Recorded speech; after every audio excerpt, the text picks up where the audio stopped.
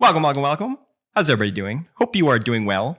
My name is Andrew Kuhn from Focus Compounding. I'm sitting next to Geoff Gannon. Jeff, how's it going today?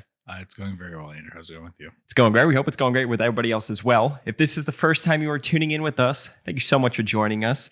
We are the number one value investing podcast in the world. So you are in a great spot. Be sure to check out all of our content that we put out on the internet.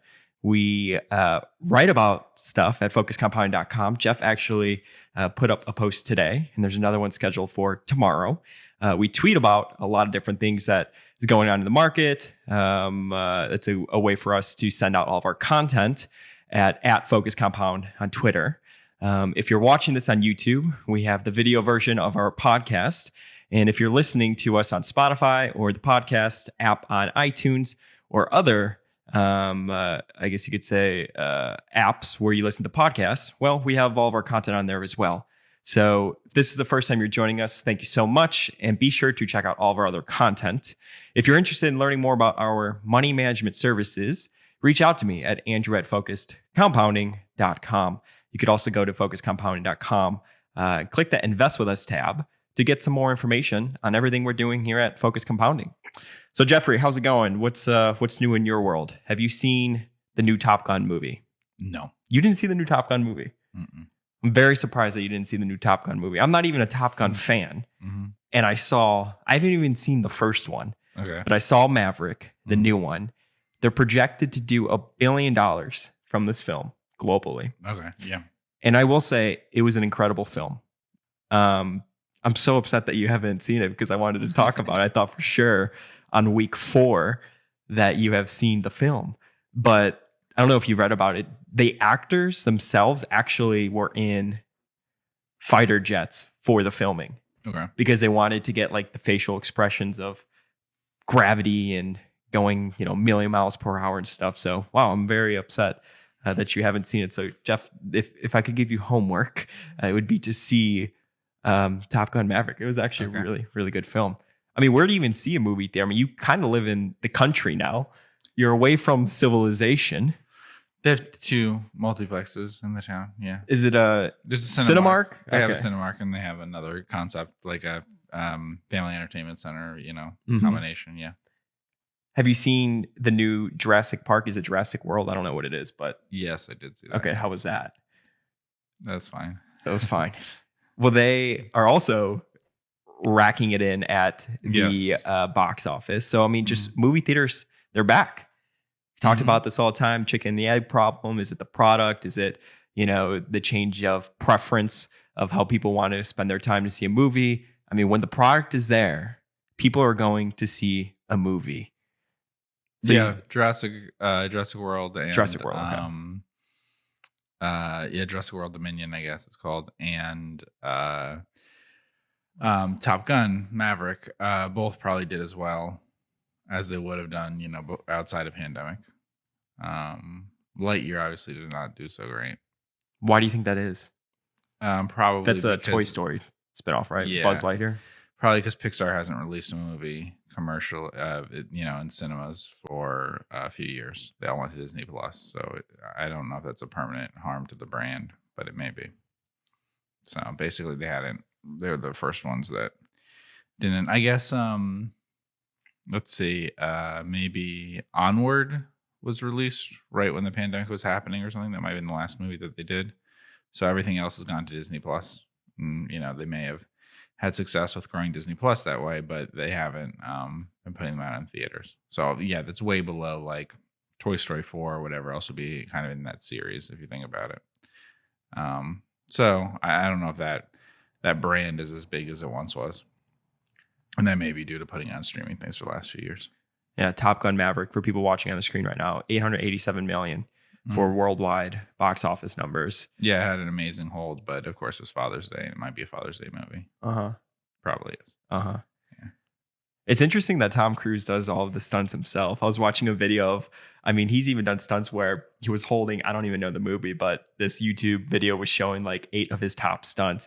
He was holding an airplane, like on the side of an airplane, of course, with like a wire attached to him as it was taking off. Rogue Nation? Uh-huh. Yeah, I think so. I mean, absolutely crazy. I mean, they even said that they did like 8 takeoffs or 10 takeoffs. I mean, because he just wanted to make sure it was perfect. They have another one, I believe, where he was in Dubai on the tallest building in the world and That's Mission Impossible running Ghost down Protocol. it. Yeah. Just a bunch of different interesting things. And then, of course, you have Top Gun where they actually were flying the planes themselves. One of the actors, I forget his name, I guess he got sick. Okay. On set. He was very hot, he said, and there were like hives all over his body. He goes to the doctor, they do blood tests. Long story short, the next day they find out that there was jet fuel in his blood. Oh. So then Tom Cruise, I guess, asked him, he's like, "Hey kid, what happened? Did the doctor say anything?" And he's like, "Oh yeah, I have jet fuel that was in my blood." And Tom Cruise was like, "Me too, kid. Me too," without even skipping a beat. Isn't that funny? Why do people think he's crazy? Because of all the stunts and is it the stunts? Okay, and the Scientology stuff. Yeah, all Got those things. Yeah. Because my perception of him, even growing up, was that people think he's a bit of a wacko. But I don't think I've ever seen a film he's done that I'm just like, that was an incredible performance. Yeah. Yeah, and he obviously does a lot of his own stunts, and that became a big thing with Mission Impossible after the second one. The first two don't really have a lot of his own stunts in them.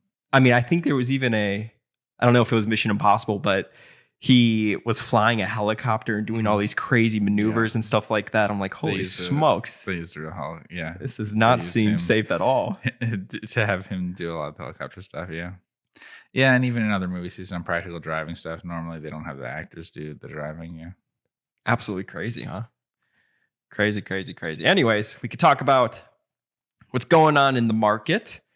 We recorded last week on Tuesday, and we were talking about how news was leaked to the media that the Fed was considering a 75 basis point rate hike. Day before the Fed meeting. Correct. Or something like that. Yeah. And that did happen. So the Fed raised 75 basis points and then also hinted towards 75 basis points being on the table for July.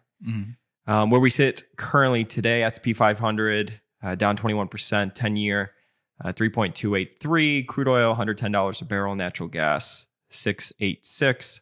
So crude and natural gas has pulled back a little bit. Yeah, since last time we talked, the others are pretty similar, right? For the S&P 500, I think the 10-year was at like 3.3 last time we spoke. But I found this chart pretty interesting. The record, I'm going to make it bigger so people could see, record amount of wealth destruction that has happened in U.S. stocks and bonds, 15.5 trillion since the peak, which would have been end of 2021, beginning of 2022, I guess, for the S&P 500. But even other tech stocks and stuff started to pull back really like Q3, Q4 of last year. Yeah. And a huge difference is that bonds and stocks both went down at the same time. Right. And bonds are a very big market. So if you look at the typical 60-40 portfolio, didn't help. No, not at all. To having one or the other, yeah. I mean, why is that? Is that like a new normal? Is that just because of the times where this cycle we have inflation being an issue, so then they have to hike interest rates? I mean, why is that? Well, they're both very expensive, so that's part of it. And then both of them are caused by short-term money being more attractive. So that affects both of them. Rising interest rates, affect both of them. The record for the long-term past has been very mixed, I would say, although there's a perception that stocks and bonds are good diversifiers. I don't think that's as true as people think. I think cash, short-term money, bills are a much better diversifier than treasury bonds and are much, much better diversifier than corporate bonds, especially higher risk bonds.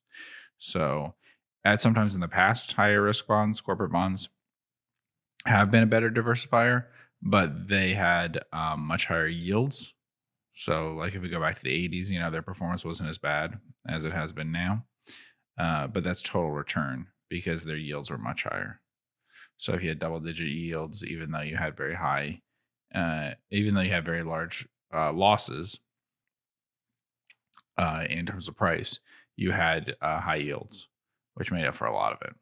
And now you don't. So that's a big offset. That's what we're talking about, duration and things like that. Mm-hmm. So that's the problem when you have things priced, and it's even more extreme in European things. That was some of them were negative or zero. If you price something with no yield on it, then obviously you can set records in terms of losses just by having the same price moves that you had before. I mean, this isn't financial advice we're talking about. I mean, but if you were in or near retirement, I mean, what would you do to find yield? I mean, it's a very sticky situation currently. Inflation is very hot. You can't really hide out in bonds. You can't really hide out in equities. I mean, it's different because you're a capital allocator and you're a stock picker. But I mean, for maybe people listening where they may not have that, I mean, what do you even do in today's markets? I don't even know. I don't think that highly rated corporate bonds or treasuries are appropriate for individual investors. They don't offer high enough returns and they don't diversify enough. So I think cash, is if you want diversification, you hold cash. And cash hasn't done that badly over long periods that you could look at that were bad for the market or whatever. Cash holds up better than you might think. It hasn't held up that well in the last 10 years or so when the yields on it were nothing, but then it made up for a lot of that difference. So when I say cash, that could mean 1 year, something like that. But I'm talking very short term. So that's a good diversifying thing. And then, unfortunately, if you want income, you have to sell something that has capital appreciation instead of looking for income to be actually received on yields. On dividend yields. Yeah. So you sell part of what you have and live off of that instead of looking for yield on things. Occasionally there are alternatives in some stuff, but the good returns, even when we talk about bonds and things, are generally focused on making sure that there's a lot of capital appreciation. Even when we talk about junk bonds and things, a lot of the return comes from capital appreciation. It doesn't come from higher yields.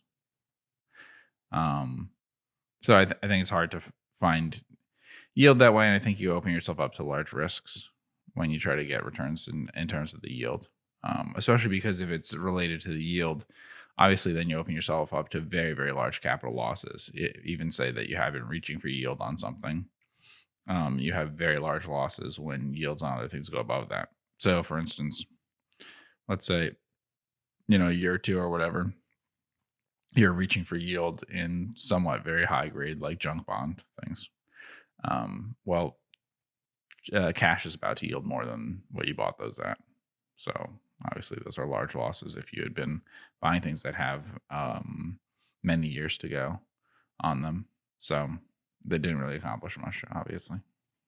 That's a problem. Sometimes you see these stocks that are trading at, a high free cash flow yield or a high dividend yield. And then people could think, oh, this is a safe return. But it's being priced accordingly because of risks at the actual business level, or maybe they have a ton of debt to give it that, 20% free cash flow yield, or it's a 10 or 5 to 10% dividend yield. But I guess it really just comes back to the quality of the businesses that you're investing in. Yeah. I mean, when we talked about during the pandemic or something, I think we talked about the preferred stock of an apartment company.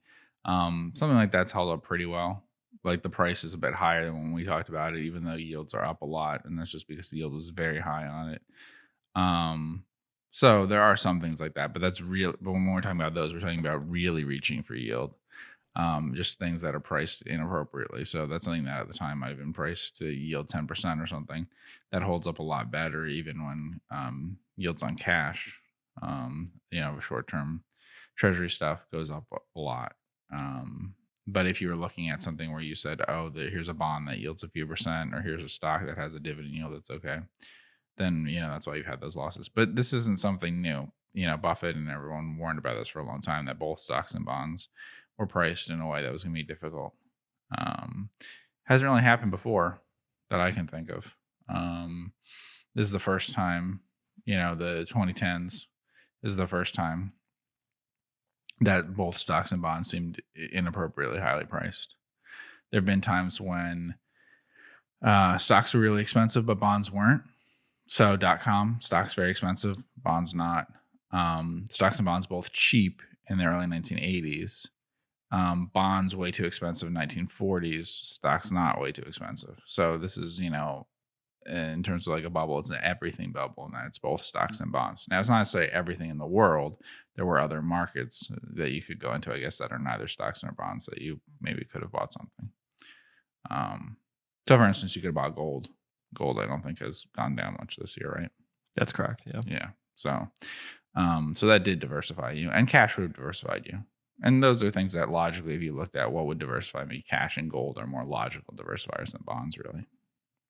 Yeah. And you've spoken about if you were running your own personal account, you would just keep it in something short like T-bills until you found an idea to put that capital to work. You wouldn't start a portfolio like, okay, I need to find 8 companies or 5 or whatever number it is to invest right away. You would slowly do it over a period of years.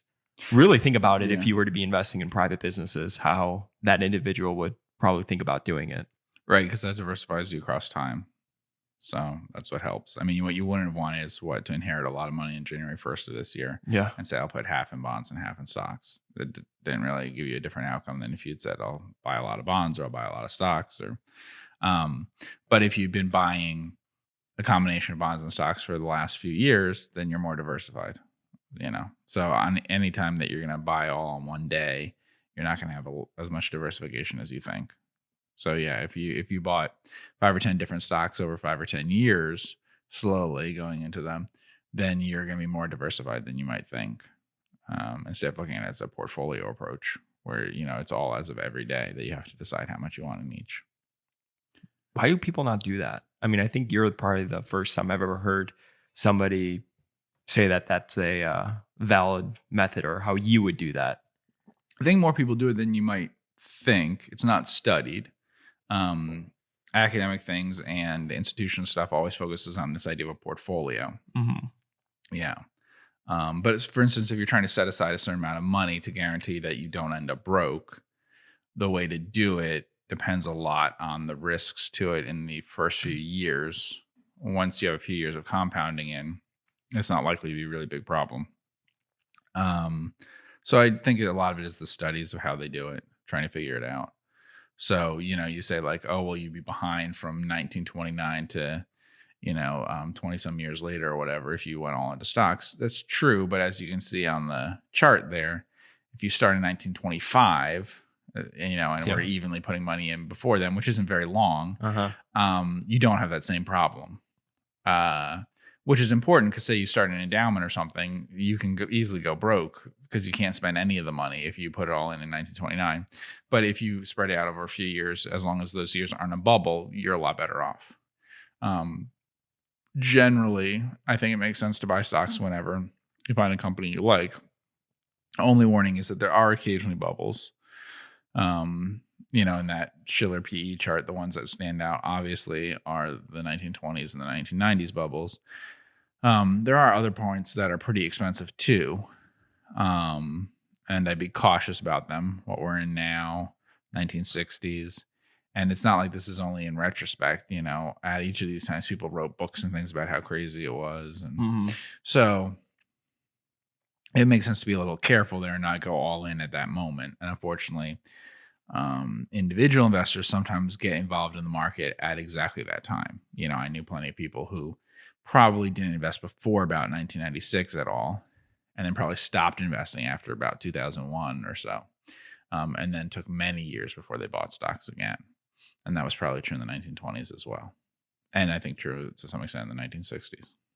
Do you think people they don't look at where they are in the cycle? For example, like looking at a current Shiller PE ratio of 29 times after we've sold off a good amount. I mean, do you think they just don't? I mean, it looks like from this chart, we were probably, 36, 37 times. I mean, do you need to realize where you are and understand that you're kind of on thin ice and you need to be very careful about where you pick your spots?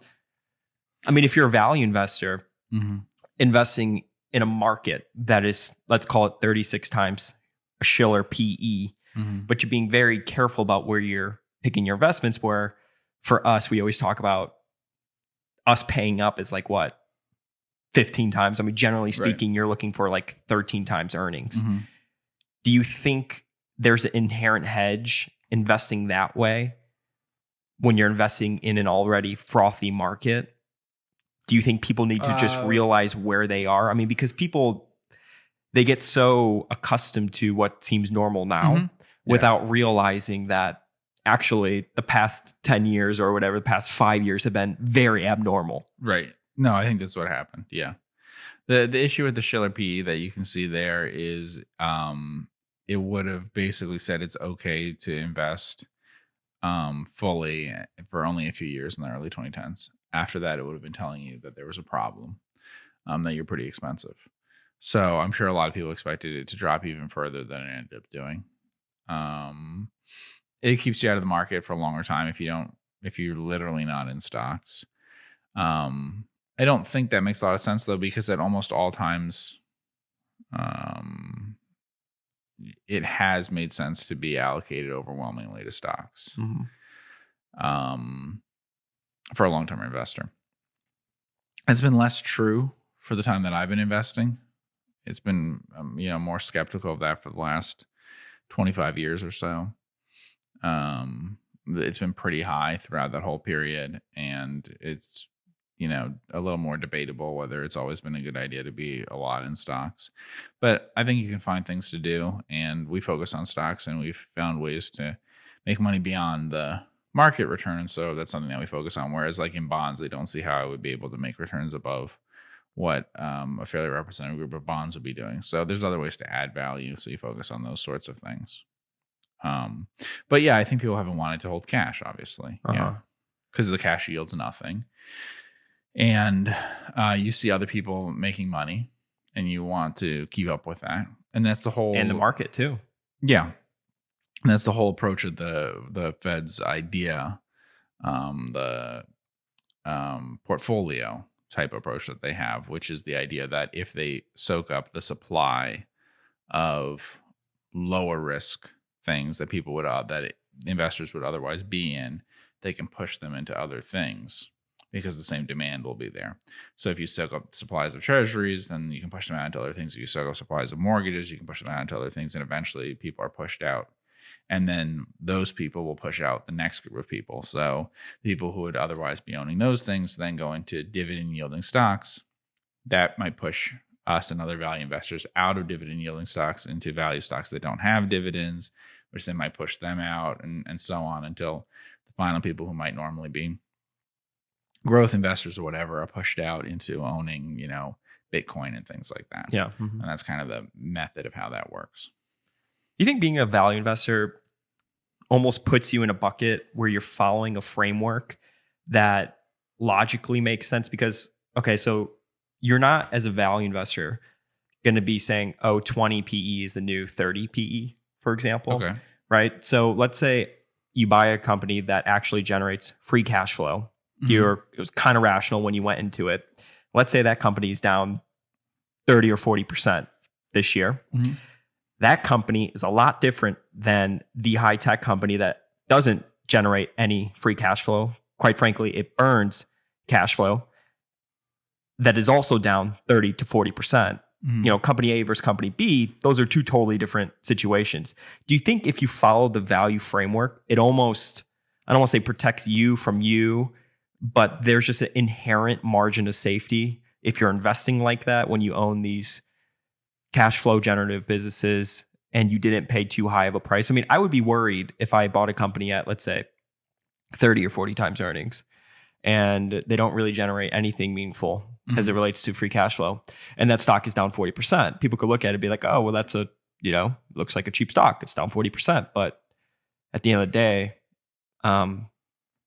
they still aren't generating good cash. If you think about the value of something being the PV of its future cash flow or valuing the future cash flow, it seems like following this approach, it just almost saves you from, I mean, never are we valuing companies that we think we're going to be able to sell it at, 20 or 30 times earnings. If you're buying something at 13 times earnings and it re-rates to a market multiple, well, great. If it re-rates to 15 times earnings, which is the long-term average, well, great. I just feel like following that framework, it almost, if stocks sell off, I feel like you're able to be more proactive as opposed to having just to kind of put your head in the sand and hope and pray that things come back. Yeah, well, it's worked in some cases. It worked in the early 2000s for value investors. It worked from the 1970s through the early 80s. There's been other times. I mean, there's not so far. It certainly being in value type stocks instead of the like sort of profitless growth companies has certainly been a big help. But it hasn't necessarily given you much better returns in the market. There isn't some huge gap where value stocks are outperforming the more widespread index things. They're certainly not underperforming. They're not including in the mix certain stocks that have done a lot worse. At other times, it hasn't really helped. It may have helped in the initial decline in 1929, but it didn't really help from like 1930 to 1932. Value investors went down a lot too. But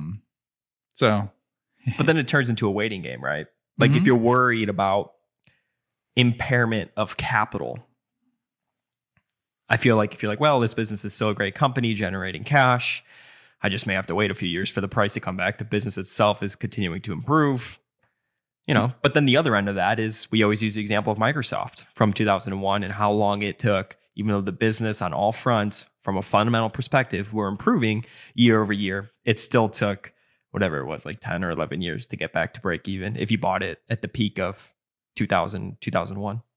Yeah. And we'll see what happens this time. Obviously, if rates were to stay higher for longer, then you probably have better results in value compared to some of the things we're talking about, because they would be a meaningful alternative for a while. And we'll see if that's true. But it would be a factor. And then balance sheet things also be a factor, because obviously, like we've talked about recently, sort of you can't access capital market stuff right now. Certainly unprofitable companies and those sorts of things can't issue debt. Presumably they won't be able to borrow a lot soon. And they can't issue stock or go public. So that's sort of what happened in the early 2000s. And when that happens, then, it matters a lot whether you generate cash or not. Yeah. And whether your balance sheet is strong or not. I know we've been talking, at least in, the first part of these podcasts, about interest rates and macro stuff and everything that kind of relates to that. But if you think about what has happened in the world and the economy, I guess from a macro perspective, since we launched the fund, right, Jan 1, 2020, we have a global pandemic, interest rates to nothing, an explosion in federal debt, an explosion in quantitative easing. Now we have record inflation.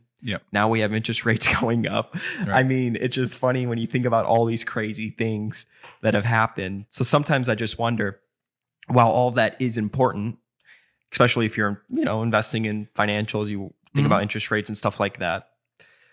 I wonder if we lose sight in all of the noise, where at the end of the day, the only thing that really matters is just having a bottom-up thought process and staying rational in the way that you invest, not getting too crazy, not saying 20 is a new 30 PE. Right. Sticking to those fundamentals or that framework that that works, and just kind of tune all of it out. Yeah. I think that most of the time you can tune those things out. The issue here, why these macro things mattered so much, is because of the prices both on stocks and on bonds. So the same, people compared sometimes the inflation recently to the inflation after World War II.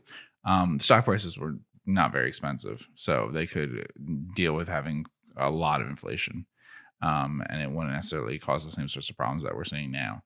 Do you know what unemployment was out of World War II?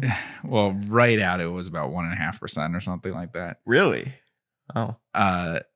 Yeah. In terms of I don't know what statistics they kept then, but literally everyone was employed, of course. Yeah. So you have a difference in terms of pricing there. And I think that's a major factor here. But we knew about that. No one had defended either stock prices or bond prices, except to say that there were not other alternatives that were better. Sure. Yeah. So everyone in defending recent stock prices was using bond prices from other periods. So, for instance, saying that stock prices were really reasonable versus the .com era, the comparison was, well, in the .com era, interest rates were like 6%, and then here they were at like 2 or something, longer term.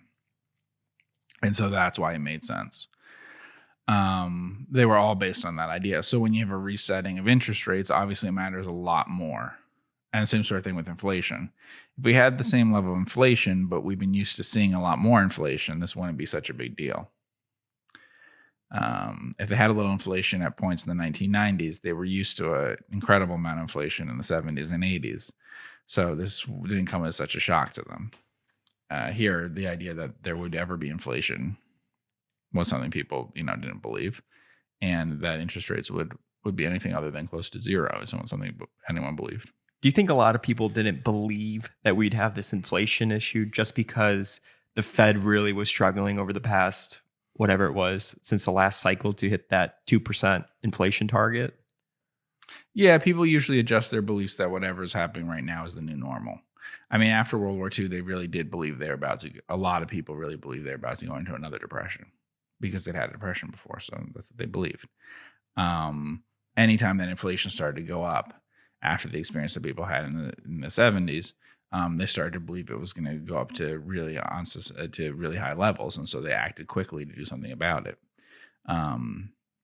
We had a long period where we were getting over a financial crisis. It wasn't as bad as the Great Depression, but it was the closest that there had been to that. And so that had the same effect on people's minds for a long time. And so then everyone adjusts their estimates for everything downward. So they start to expect that inflation will always be lower, that growth will always be lower, that prices will always be higher, as we saw, and that those things will go on for a long time. And that's what you tend to see. Most estimates work that way. A lot of estimates, pretty good estimates from people who know a lot about a certain topic and can write intelligently about it, still predict. They say, well, this should lead to a lot higher of this or that or the other thing, but I still think we'll be closer to what we have now. So they expect some adjustment, but not a very dramatic adjustment usually, That's usually what you see with estimates. So when people say like, well, inflation will be higher, but it won't be so high, I think it'll be a gradual thing. That often is a sign that it's going to be a lot higher. Yeah. But someone isn't willing to say that because they're anchoring on whatever the recent experience has been. The same thing with stock things. If someone says, well, they should be a lot lower, but I think it will happen gradually over a period of years where returns aren't really that good. I can't imagine any reason why they would drop a lot. That's usually an indication that they will drop a lot. The same thing with home things or whatever, because they're actually putting a lot of good estimates into rational estimates into what's going to happen, but no one ever thinks that there'll be a big correction in a short period of time. They always expect it to be more gradual than it will be, and more like this very recent past. So there's plenty of people saying that the market was too high and that it would take a lot to adjust to any higher rates at all, but they didn't say this will happen in the next few months. They always assume that adjustment will happen over a period of more years, and that's kind of usually more of the difference. Which makes it tough, right? I could think of one, I don't know why, but a funny article title. I liked it a lot from that you wrote in probably 2017 or 2018. It was just so like forward with it. The title was, "Are we in a bubble?" ? And then you said, honestly, yes. Right. And that was back in 2017, 2018. And that's just what makes all of this so hard. I think if you're trying to invest with a top-down perspective, because you just be scared out of never finding bargains or actually putting money to work. Yeah, the other thing that you have is the difficulty of adjustment for people in terms of time. So for instance, let's say that 2017 or whatever, imagine you were thinking, well, I'll own Netflix. Right? Well, Netflix is the same place it was in 2017. So, but I don't think people go, oh, I'm glad I didn't get into Netflix 5 years ago. Correct, yeah. Because it went up a lot in between. Yeah. Mm-hmm. And it might be cheap now. I don't know. But if it goes up a lot, even if it comes back down to the same place, you feel like you missed out on something. Mm-hmm. Yeah. Well, people assume that they will sell out. That's true both at the bottom and the top. And that's the part that really doesn't make sense. If someone's going to do a market call on something, it really should be that you'll get another point that's as good as this one. It shouldn't be that they have to pick the bottom or something. So when people say, oh, someone said in 2021 that this is too high and it went on for another 18 months or whatever, so that they missed out on picking the exact time that should have happened. But if it turns out that you end up at a lower price than that, then I think that their prediction is good enough. Same thing with things from that we talk about naming the exact bottom or whatever. Buffett's talked about that. People give him a lot of credit for saying, buy American, buy stocks in 2008 or whatever. And he says it was terrible timing because if he had waited 4 or 5 months or whatever, the prices came down so much, he would have been able to do a lot more at better prices. And so it was a really bad suggestion. But now people just look back and say, well, he was right for the next decade. Yeah. Or whatever, so that was great timing. Uh-huh. Do you think it's hard to sell a stock if it's without, I guess if the motive for selling isn't, holy cow, I made a mistake? Because if you realize you make a mistake, I think it's easier to sell it and move on. You rationalize it of, oh, I thought X, Y happened. You move on to the next thing. Do you think it's tough when it's purely on valuation? Or is it easier that way because it's purely math from that perspective? I mean, for me, it's easier, but that might mean selling too soon. Yeah. But I think the easiest is when it's purely on valuation. Now, you could say with Netflix or something, it might be kind of difficult to figure out how high the valuation should be. But yeah, for me, that's the easiest. I've thought through, like, if you're ever holding a stock that's up, let's call it 10 times, 15 times, and you're like, oh, 100 bagger. I want to get a 100 bagger in my lifetime. At what point would you jump off that train to put it in something else? I mean, I think by definition, anything that becomes a 100 bagger at some point in its journey probably becomes pretty overvalued if you're looking at it like on TTM numbers or stuff like that. That'd be a good study to look at most 100 baggers, but I'd be willing to bet at some point it probably wasn't screaming cheap. Right. No, it wouldn't have been looking especially cheap. That's right. But there are some valuations that are pretty difficult to justify, and you might have other opportunities to put into something else. Now, if you don't have opportunities to put into something else, then I think that makes sense to stay in it. And obviously, sometimes there are tax implications for it, although they often get to prices that are so high that even the tax implications don't really make a lot of sense. I mean, if you've been holding it and you're already in the long-term gains category. Yeah, but the returns can be so bad, like we talked about with Microsoft or Buffett and Coke and those sorts of things. If it has a very high growth rate, it may be difficult to value. But if it's just a stock that has a very high multiple but isn't actually growing that fast, then there shouldn't be that wide a range of what you think it might be worth. So Netflix in recent years, do you have quick FS for it? Sure. I think it's been growing, like 30% or something in some years. So it's been fast enough that it's an issue. Yeah, so it kind of growing 30%. I mean, it had been slowing down even through the pandemic. It had been slowing down. It's interesting. So it's valued. So Netflix has come down a huge amount. It's still valued at more than I believe Paramount and Warner Discovery combined. So this is still a very expensive media property. That's more expensive than two of the biggest movie studios / TV things that there are around, both with streaming services that are pretty big. So it's not cheap that way, as compared to other media properties. It's pretty expensive. And it has not had a history of generating any sort of actual free cash flow if you count reinvestment in existing movies. I think that it peaked, if you see in 2020, that's sort of about $1.5 billion, something like that. Depends on how you come up with it, because it has stock-based compensation. So it shows that cash flow from operations was $2.5 billion. Although it's worth noting that the year before it was negative 2-point-something billion. So on a 3-year basis, I don't believe it's ever generated free cash flow. So you can see that in the net issuance of debt. It tended to issue debt over time. So because of that, it's really just the growth rate.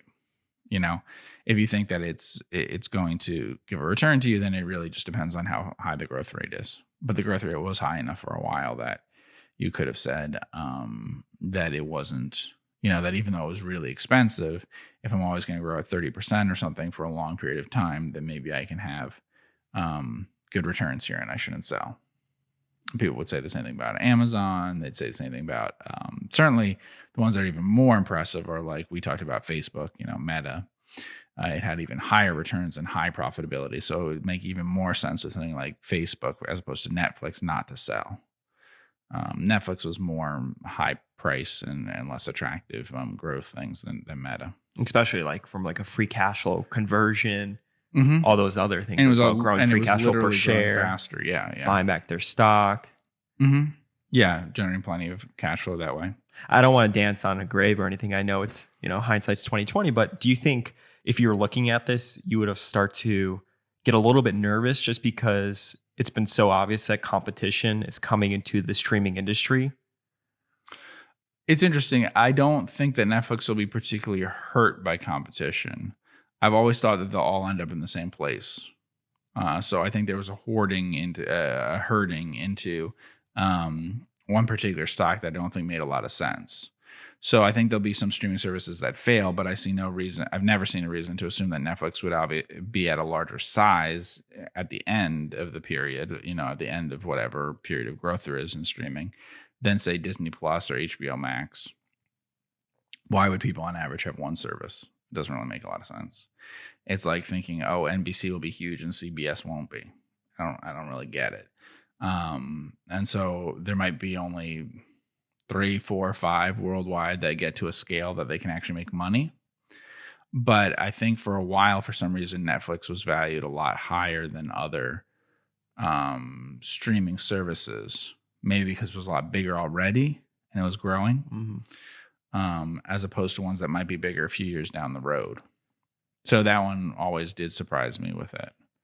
And like I said, to this day, it's interesting because even though Netflix has come down a lot and as a tech stock is kind of considered pretty cheap, when you compare it to other media companies that have similar properties and similar kinds of things they're trying to do, and Paramount and Warner are pretty good examples of companies that have very similar strategies to Netflix. Disney also, but Disney has so much other stuff that's not really a good comp. It's actually still pretty expensive versus those things. So it's an interesting issue that they have. Now, of course, at some point, maybe if they'd been allowed to or something, they could have acquired something else. I don't think they would have been allowed to, but that would have been helpful in the process if they could have gotten a movie studio. So when you say you think it's actually cheap as a tech stock, yeah, how are you thinking about that price valuation? To sales, okay, things like that. Yeah. So if we look, price to sales looks very reasonable. It's 2.5 times. So here we see price to sales is 2.6, EV to sales 2.8. See EV to EBITDA. That's a very strange measure for this kind of company, though. 4.5. The PE that you see, that all looks cheap. Why would that be a strange measure for this company? Because of all the amortization? Right. So the problem is that the CapEx can be very deceptive because it all goes into cash flow from operations because they have to capitalize other things. It's sort of like a publisher. So your basic business is not CapEx. It shows up in the cash flow from operations, the things that you're acquiring and all that. EV to EBITDA is usually pretty low on a this kind of thing, like a movie studio or something. It's not necessarily low on like a pure media outlet. But Netflix is actually making some of their own content, and they're buying other things and amortizing it. So when you said that you think the streaming companies will all end up in the same place, what does that mean? No, same number of subscribers. Okay. Yeah. So basically, I'm going to subscribe to Netflix, Paramount, I think it's the Hulu. opposite of a winner takes all. Got it. I think if you get to 300 million before the guy at 100 million, it makes no difference. The guy at 100 million can get up to 300 million eventually. He'll just grow faster than you later. I think there's some that won't have enough scale. Netflix's problem is obviously they don't have any supply anymore. So when they had the competition, it's not really that people said, okay, I'm canceling Netflix to subscribe to these other services. It's that literally this stuff was pulled from Netflix.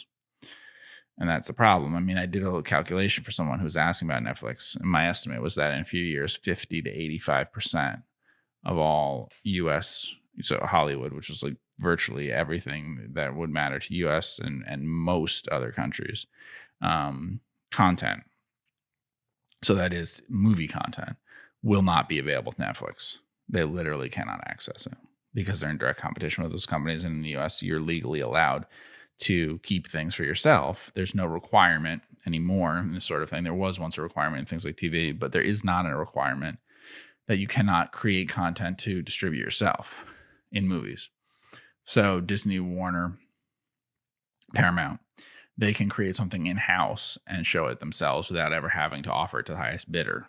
Now, if they had to offer it to the highest bidder, it would be a completely different industry. But they don't. They can create it and keep it for themselves. And once they start doing that, then Netflix doesn't have access to most of the content that people want. So that makes it very expensive to try to pursue other kind of content. Amazon has the same problem. So one of your true gifts as an investor, seriously, is adding a level of practicalness to an investment case. So as opposed to just like looking at numbers on QuickFS or in a model and being like, oh, I think it's cheap, I think it's expensive. So how did you do that? Then you were thinking through, like, take us through that process that you just talked about of being like, oh, I think it's impossible that all of the product and stuff like that.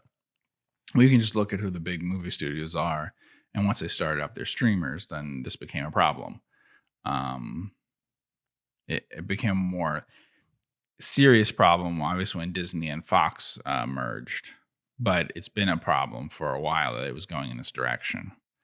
Netflix may come up with other ways to create content. So far, it hasn't been very successful. I mean, Netflix, Amazon, Apple have obviously spent incredible amounts of money for very bad returns in trying to create content. It's hard to value the returns. We don't know.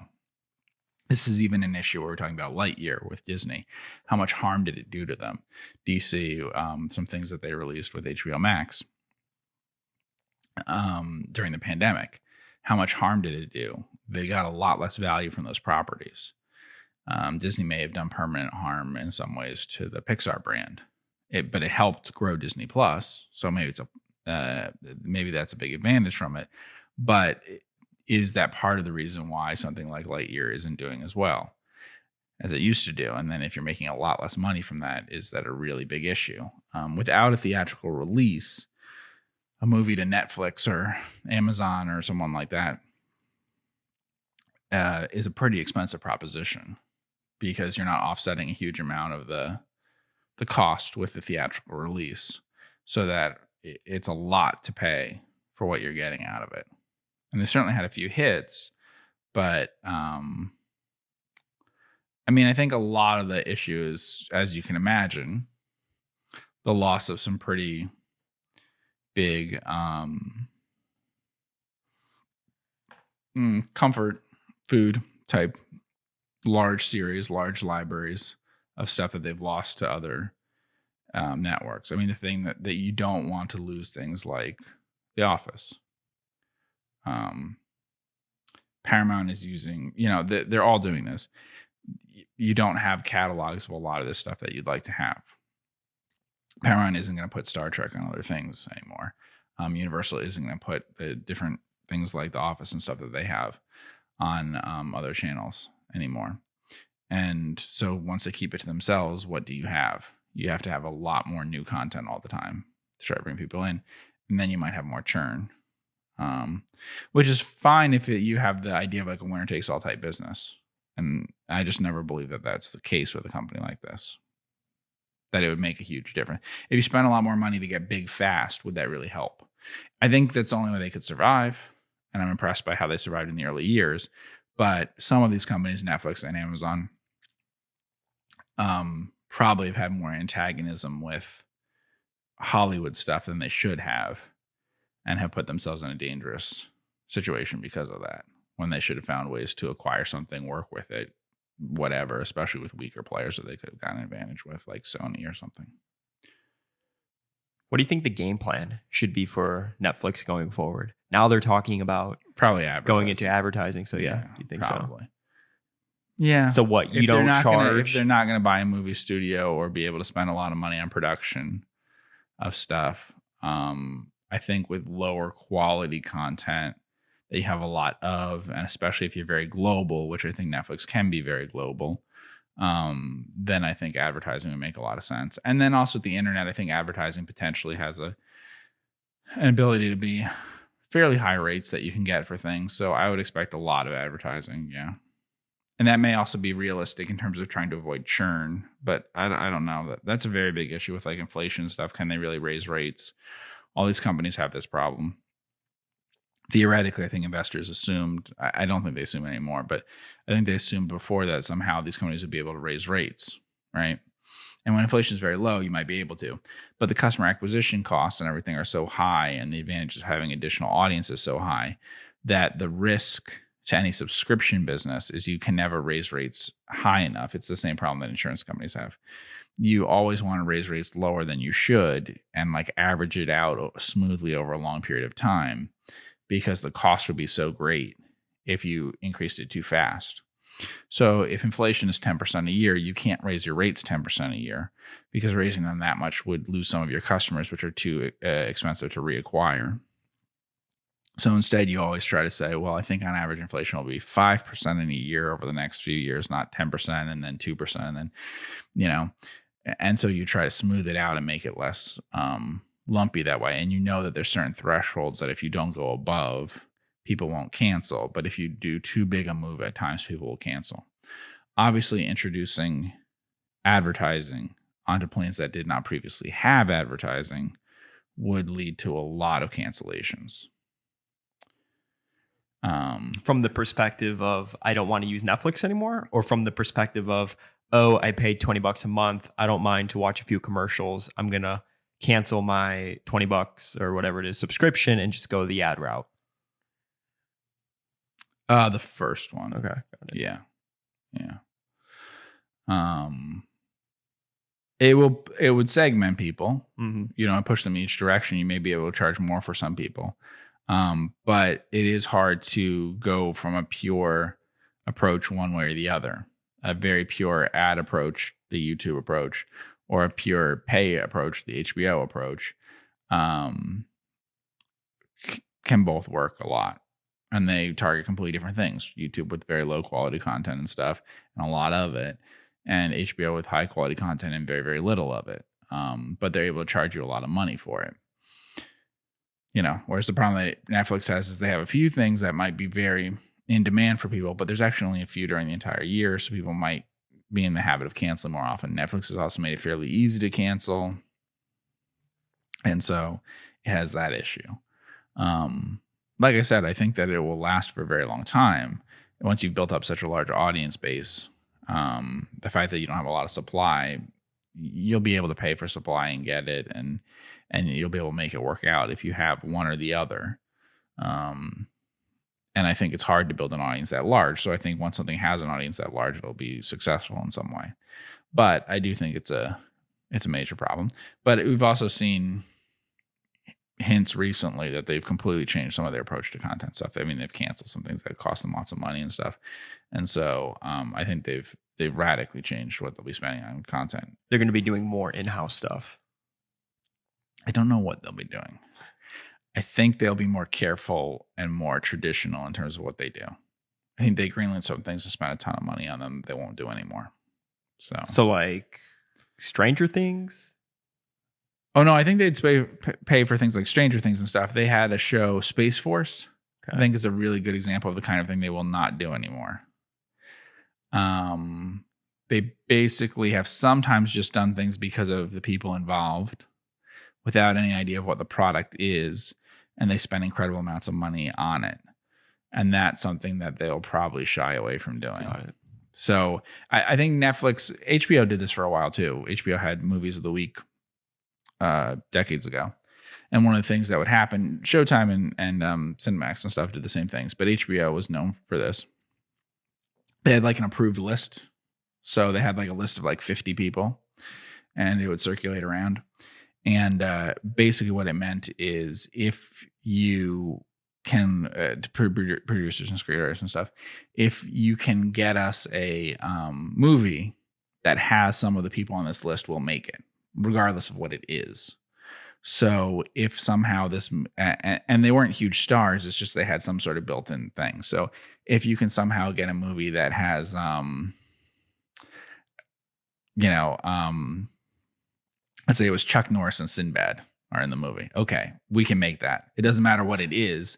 They just would study consumer trends and know that based on what people were watching, if certain people were in it, 2 or 3 different people in it, that they would make it regardless of what kind of movie it was and stuff, up to a certain budget, but basically divided up the stars that way. Netflix did some stuff that was kind of like that, where they were clearly greenlighting things based entirely on data that they had on who people wanted to see. So, I'm sure that Sandra Bullock could do anything she wanted on Netflix because they had some data that if Sandra Bullock was in something, people would watch it, Ryan Reynolds? Yeah, so it seems like he does a lot on Netflix. So they're just certain things that they knew worked, right? And I think we may see less of that. On the other hand, they've probably gathered lots of data on what foreign things they can have that they can dub and will work. What things you can take from another country and remake and it will work. Things that are a lot more budget friendly that way. They may also reduce the total number of things that they drop onto Netflix and focus a little bit more on a smaller number of them and marketing them more and stuff. That's another issue, is maybe whether they should spend more on marketing. What they need to do is find some way to smooth things out over an entire year so people don't cancel and reacquisition costs are high and stuff like that. Because other streaming services have a better ability to do that than Netflix has. Netflix has been pretty lumpy in terms of what things are huge viewing things that people want to see and when they happen during the year. And part of that can also be that could they consider having something not have one season a year? Could we take something that's 8 episodes right now and we put it out all at once and instead divide it into 3 mini seasons of 4 episodes each and release them at 3 different times during the year? It's kind of like what Ozarks did. I've seen a lot more shows do that, where it's like part 1, 4 episodes, and then part 2, another 4 episodes. Could they do that? Could they do? Drives me crazy. Right. Drives me crazy, but I come back and I watch it. But maybe they know, that if it's coming out within the next 6 weeks, no one will cancel. Right. But maybe if it's coming out 6 months from now, people will cancel. So all of those things are a factor. But they probably spent too much to drive new subscriber additions. I think that's probably the thing that they'll notice the most. And that was probably driven by Wall Street. I don't know, that they realized how valuable an additional subscriber was. And so having a lot of new subscribers was more helpful to their stock market value. And they may focus a little bit less on that, a little bit more on saving money. And they might also focus more on reducing the amount of churn that they have on, instead of gross, having more new gross subscribers. And net subscriber additions can be achieved by having less cancellation. And then finding other ways to monetize, which might make sense too. And the combination of all of those. I mean, obviously the advertiser-supported media things have turned out to be the most profitable. For the most part, with very few exceptions, they're the most profitable in old media too. I mean, like HBO had a model that made sense, but generally showing ads is what made you money. It wasn't other approaches to it. And we don't have data on it, but I think if we looked at YouTube versus Netflix, we'd say, oh, actually YouTube is a pretty profitable operation, which is based on, on advertisers. What's the creative process like in the show business? Because I've heard of some directors or some actors that eventually produce and direct. They'll be like, oh yeah, I read this script that was 10 years old. And I thought, oh, I could bring this to life and make a film out of it. I mean, is there just a library somewhere of all these scripts that you can turn into movies? I mean, I know like Game of Thrones and Lord of the Rings, all these were books and stuff like that. Yeah. Nope, studios have hundreds of scripts. Just people thousands. Writing different ideas and stuff. The truth is that probably some of the most ever paid for, some of the scripts that the most were ever paid for a single script have never been made. They were paid during the 90s. Some studios paid incredible amounts to buy specific scripts. There's a script boom in the 90s where the original content that was bought from scripts, it's almost never done now, that are really big things that aren't based on anything. And there were a couple $1 million paid out to someone and they never made the script and it will never be made. So, Wow. but it's not that much when you think about it, because obviously a huge script sale would be like $2 million if they really paid it. That would be unbelievable. Never happens. For a movie, it's somewhere between 1% and a couple percent of the movie. It's Sure, a big yeah. blockbuster movie. So what does it matter? Yeah, but I don't know. An average, I mean, who holds the record for the most amount of scripts sold and made? Or maybe just sold in general. oh, well, there's You just don't hear about that much. You see the movie, you don't hear about like, oh, the script process, who actually wrote it, how that all came about. Yeah. So, I mean, Thunderbird Entertainment talks a little bit about it, because I noticed that investors would write it up as if it was something unique. Like they would say Thunderbird pays about 10% down in an option and stuff. That's how almost everything's done. So Thunderbird just lays it out in their investor presentation. But normally they pay an option of about 10% or something to option it for a short time. And then you pay the other 90% if you want to acquire the whole thing. It's all unionized, so there are minimum requirements. I don't know what they are right now. Let's say it was 130,000 or something. Then you pay $13,000 down, against the idea that you'll have to pay the additional 130,000 when you buy it. Sometimes you have rights issues. You mentioned Top Gun Maverick, which is a legal issue right now because of COVID. They failed to make the movie in time and release it on a schedule that you would normally need to do to maintain the rights, because it's based on an article. The original Top Gun was based on an article. Because of that, that runs into a problem because you need to make it to maintain the rights. Sometimes movies are made purely to maintain rights. So, for instance, there's a Fantastic Four movie that no one's ever seen, made by, I think, Roger Corman. It's a very low budget thing. It's purely had to be made for rights reasons to maintain, because otherwise the studio would lose the rights to like a Marvel property. Why not release it? Because it's terrible. Okay, so they made it, didn't like it. I don't believe it was ever made with the intention of actually releasing it and stuff. It was made purely to maintain the rights in that case, I think. Yeah, and so sometimes it requires that you release in a large enough format, like that it has to have a generally large release or something. After COVID, there may be more instances of that, because there were some cases where a movie was intended to be released and then it was actually released on streaming, right? So what was it? Black Widow, there's a lawsuit involving, yeah, I believe the Legendary movies. So like Dune and movies like that involve Legendary and Warner Brothers. There were lawsuits over those, Godzilla, some other ones.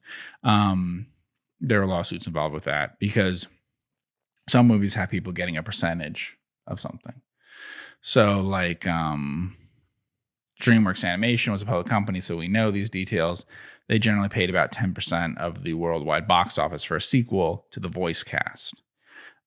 So if their average movie was expected to make $500 million, that meant there was a $50 million bonus pool that was paid out to the main actors, whatever that was in that case. Jack Black and Lucy Liu and people like that. So that's how they got most of their payment on sequels. So obviously if a pandemic had happened or something, then you have an issue because you basically agreed to not take pay of a meaningful amount to instead get a percentage of box office. So then what happens? I mean, even reading and things, Total Recall with Arnold, some of their biggest films, he took majority of his income on the back end. Right. So then there's lawsuits and all those sorts of things. And, that was a problem that happened with COVID. And we'll see how it works out in future periods. But it's obviously a concern that could happen. And a lot of times it gets settled, but normally that wouldn't be a way that you release it. It's mostly, to be honest, I mean, compared to a lot of businesses, there's that kind of stuff at that level is it's more honest than you would think. I mean, if the studio says it's going to get a large release, they tend to give it a large release. It's known that will happen, and it does happen. Even little things in the movie theater, 10Ks and stuff you can see. Occasionally they're agreeing to show a movie because the studio wants it shown for an actor or for someone they have a relationship with, even though it's not really a super blockbuster kind of thing to have. And so they get to book it for a few weeks at a large number of theaters. That shows that they really put a lot of effort into it, and that may maintain the relationship, right? A lot of times that happens with someone where they go, okay, I want to make this movie that's way too small. It's not going to make enough money, but I'll do this one if you'll let me. If I agree to do the really big movie, then you'll have to release this one for me. And so there's been plenty of ones that are like that. That happened in Entourage. I think they wanted Vinny Chase to do a large film, and he wanted to do more of a sensational like film that was close to him or something. And probably, I mean, years ago when now going back decades, that was the Tom Cruise approach. Tom Cruise, actually half the movies he was in were more dramatic type movies, and then half were more starring roles. Then he got really big with like Mission Impossible type stuff over time and did more and more of that and less of the other things. But yeah, he did that. Sure. He's such a good actor. So we have a few questions from listeners, and to be able to ask questions that we'll pull from the podcast, you could email them to me at andrew@focuscompounding.com. All I ask is that you just put podcast in the subject line. I group them together, and if it's a question that I think would be great for the podcast, we'll just go over it like so. So somebody asked, when analyzing a bank, what do you look for in the FDIC call report that isn't disclosed in the 10K? Basically, why is it important to read the call report if the company files a 10K with the SEC? And he said also the same with insurance companies and the AM Best report. I'm not sure that it is that important in many cases. It depends on how well they report things. There are usually tables that provide much of the same information. So which is basically like breakdown of deposits, breakdown of the loan portfolio, what categories it's in, how much of it might reset under different conditions, how much of it adjusts. I don't know. I'd have to look at a lot more banks to know exactly whether it's significant. Call reports for very large banks I don't think are that helpful, but call reports for small banks might be. Also, sometimes there's more extensive information and more timely information in the call report, but it depends on the bank. So I would assume with very large banks, it isn't really an issue that you'd have to worry about finding things there. There's also total comparability. So they all classify things the same way, in the call report, whereas they may use somewhat different language in the 10K. Sure. Yeah, that's a huge point. Yeah. I would say for some companies, the call report does provide more information because the company groups together things that in the call report are broken out. So mostly with loan categories, the company might make it seem they're kind of lumping everything together in one category, when in reality it may be more obvious in the call report what the loans are against, I guess. Sometimes the call report comes out before a 10Q or a 10K. Yeah, I'm thinking about that. Does that happen with companies that file with the SEC, or does that only happen with the OTC companies that file with a different regulator? Could be that. Yeah, so a bunch of banks file with a different regulator. It's not required. Obviously, with a bank that you file with the SEC, you only have to file with the FDIC if you want to. That's true for all companies, but other companies want to have a regulator that isn't the SEC. They wouldn't be federally regulated by someone. So yeah, you can file instead with the FDIC, and some banks do that. Even if you're on exchange, you can. And if you do, there's a very small number of them that do, maybe half a dozen. So once you're familiar with the bank, do you continuously read their call reports? I do read the call report. Yeah, I do read the call report every time. Yeah, got it. Does a lot change in it? No, but I do look through it. So people who haven't read a call report, it just has it's just forms. It's just filled out a bunch of forms. It would look like a tax return or something. It's very standard, which is great. And we do have a podcast on it, an actual video. So you could just type in on YouTube, Focus Compounding, FDIC call reports, and I'm sure a video will pull up. We did like a 2-hour video a couple of years ago. But I would never suggest just reading the call report without having some reading about management discussion or a 10K or an annual report or something else to get more of an idea about the company. In terms of the insurance companies, AM Best does rate insurance companies sort of like Moody's and Fitch and S&P do for most companies that issue debt. But so you can do that, and I read that just as I would for any company that has debt outstanding and is rated by credit agencies. But then you can also find reports filed with insurance regulators and commissioners in each state. So it's a state-by-state thing instead of being a federal, but it would be similar to how they file with the FDIC. There's reporting that insurance companies do. Of course, with both banks and insurance companies, but especially insurance companies, what you have to understand is you're probably looking at a holding company. Not always. There are actually publicly traded banks that aren't bank holding companies. But you're usually looking at a holding company. And so the reports that you're going to see are probably for a specific entity inside the group. So, for instance, the insurance report you're going to see is for that insurance company in that state, which may be a very small portion of the overall business. It may give lots more clues sometimes with insurance companies if you read the different reports that they file with different states, that they may have a very good insurance operation in this state and not in that. It gives you more information about where they're holding the insurance assets, so the portfolio and stuff. And sometimes all of it is in one place and not in a different state that they have. And just a lot of different detail on that. So it's helpful. I mean, it's kind of like, I would love it, if for airlines or something, you could see it route by route, how profitable this is out of this airport on this route, because you imagine that they probably don't make much of anything on a lot of their businesses, but they make a lot on a few of them. Same thing with insurance companies. Certain lines in certain states, they may be making a lot of money, and then they're in a lot of other places where they're probably not making anything. So it gives a lot more detail that way. But again, I don't think it's very comprehensible unless you're combining it with reading about the company overall and with reading some description for management and all that. I would never look at one of those reports filed with regulators without understanding it. I also see a lot of people saying that stuff doesn't match between what's reported with regulators and what's in the 10K. There's a different approach to it. It'd be like reading a company's tax filing and saying that it doesn't match the reported income. There are reasons for each of the discrepancies, and sometimes it has to do with the rules about how they account for different things, how they group them together.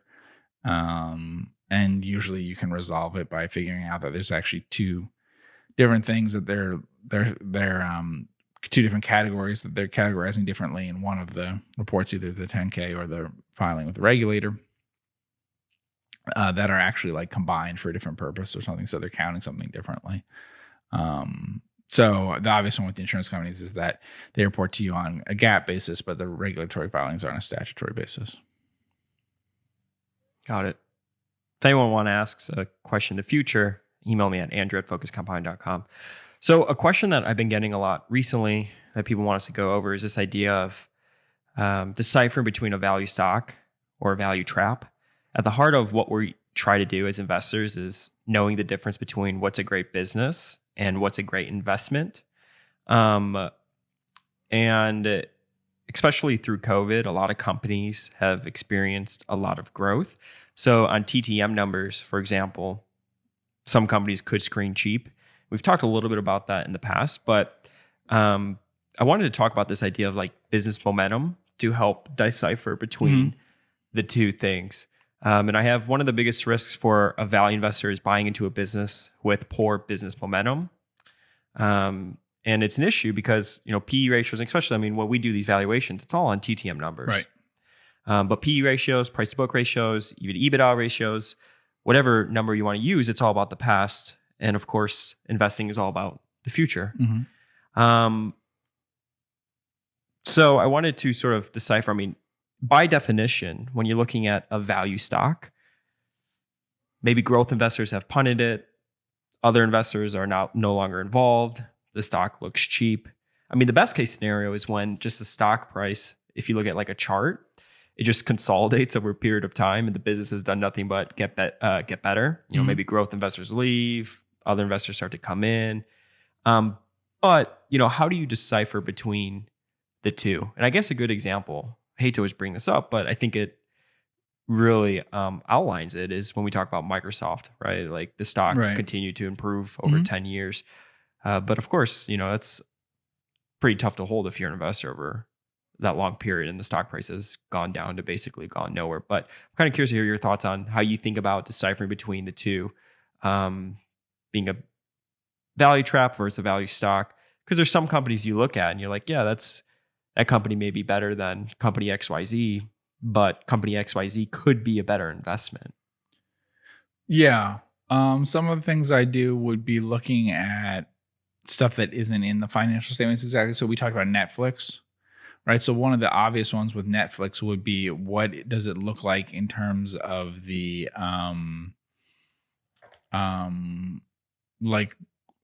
churn rates, and also just like gross additions for things. So is it a situation that during COVID or something like that, they signed up a lot of people and then they had reductions in subscribers? Why did they have it? Right? Is it that they had the reduction because they'd signed up so many and so many quit so quickly after joining, and so that's risky? Or is it that people who had been subscribers for a long time or canceling, or that you're slowing down in how fast you're able to add new subscribers? Those are all different factors. So for instance, just adding a lot of subscribers in a given period will mean that you'll have a lot of losses in the next period, because for most businesses, recently acquired customers churn at a much higher rate than customers that you've had for a while. That's true for any business. I mean, like most of the churn that you see with banks and insurance companies is very recent customers who leave. But even we did a report on ad agencies and stuff, and could even show that even in cases like that, very recent customers, there's certain customers that change agencies a lot versus ones that are more likely to stay with you. And so if someone joined in a period that was particularly high growth, then they would cancel in a future period, and that would directly lead to lower growth in that period. Is that what caused it, or is some other factors what caused it? I think Netflix even publicly has said that in retrospect, they should have looked at the growth they were experiencing through COVID, and instead of being like, oh, this is amazing, kind of be a little bit more skeptical towards it. I think they've actually gone on the record and have said that. Mm-hmm. So that would be one issue to analyze, is so that's below the financial statements. The other one would be trying to eliminate the effects of luck versus other factors. So because we were talking about movie things before, it's a very big difference whether you get lucky with a particular release that you have, or a TV series or whatever, and that drives things, versus things that might be related. So for instance, is there a sign that Netflix was spending too much on content that wasn't particularly good? That kind of loose cost controls and greenlighting too many things is not luck. That's a strategy that might be a problem. But simply failing to have another Stranger Things, or having hit on a Stranger Things in a particular year, is a lot of luck of what drives that exact thing that you have. So I would talk about that a lot when DreamWorks Animation was public. Any one movie is luck. It's luck, and to some extent in how the audience responds to it, but it's also just luck in terms of the quality. You make some movies that are better than other movies, and that can't be what you judge.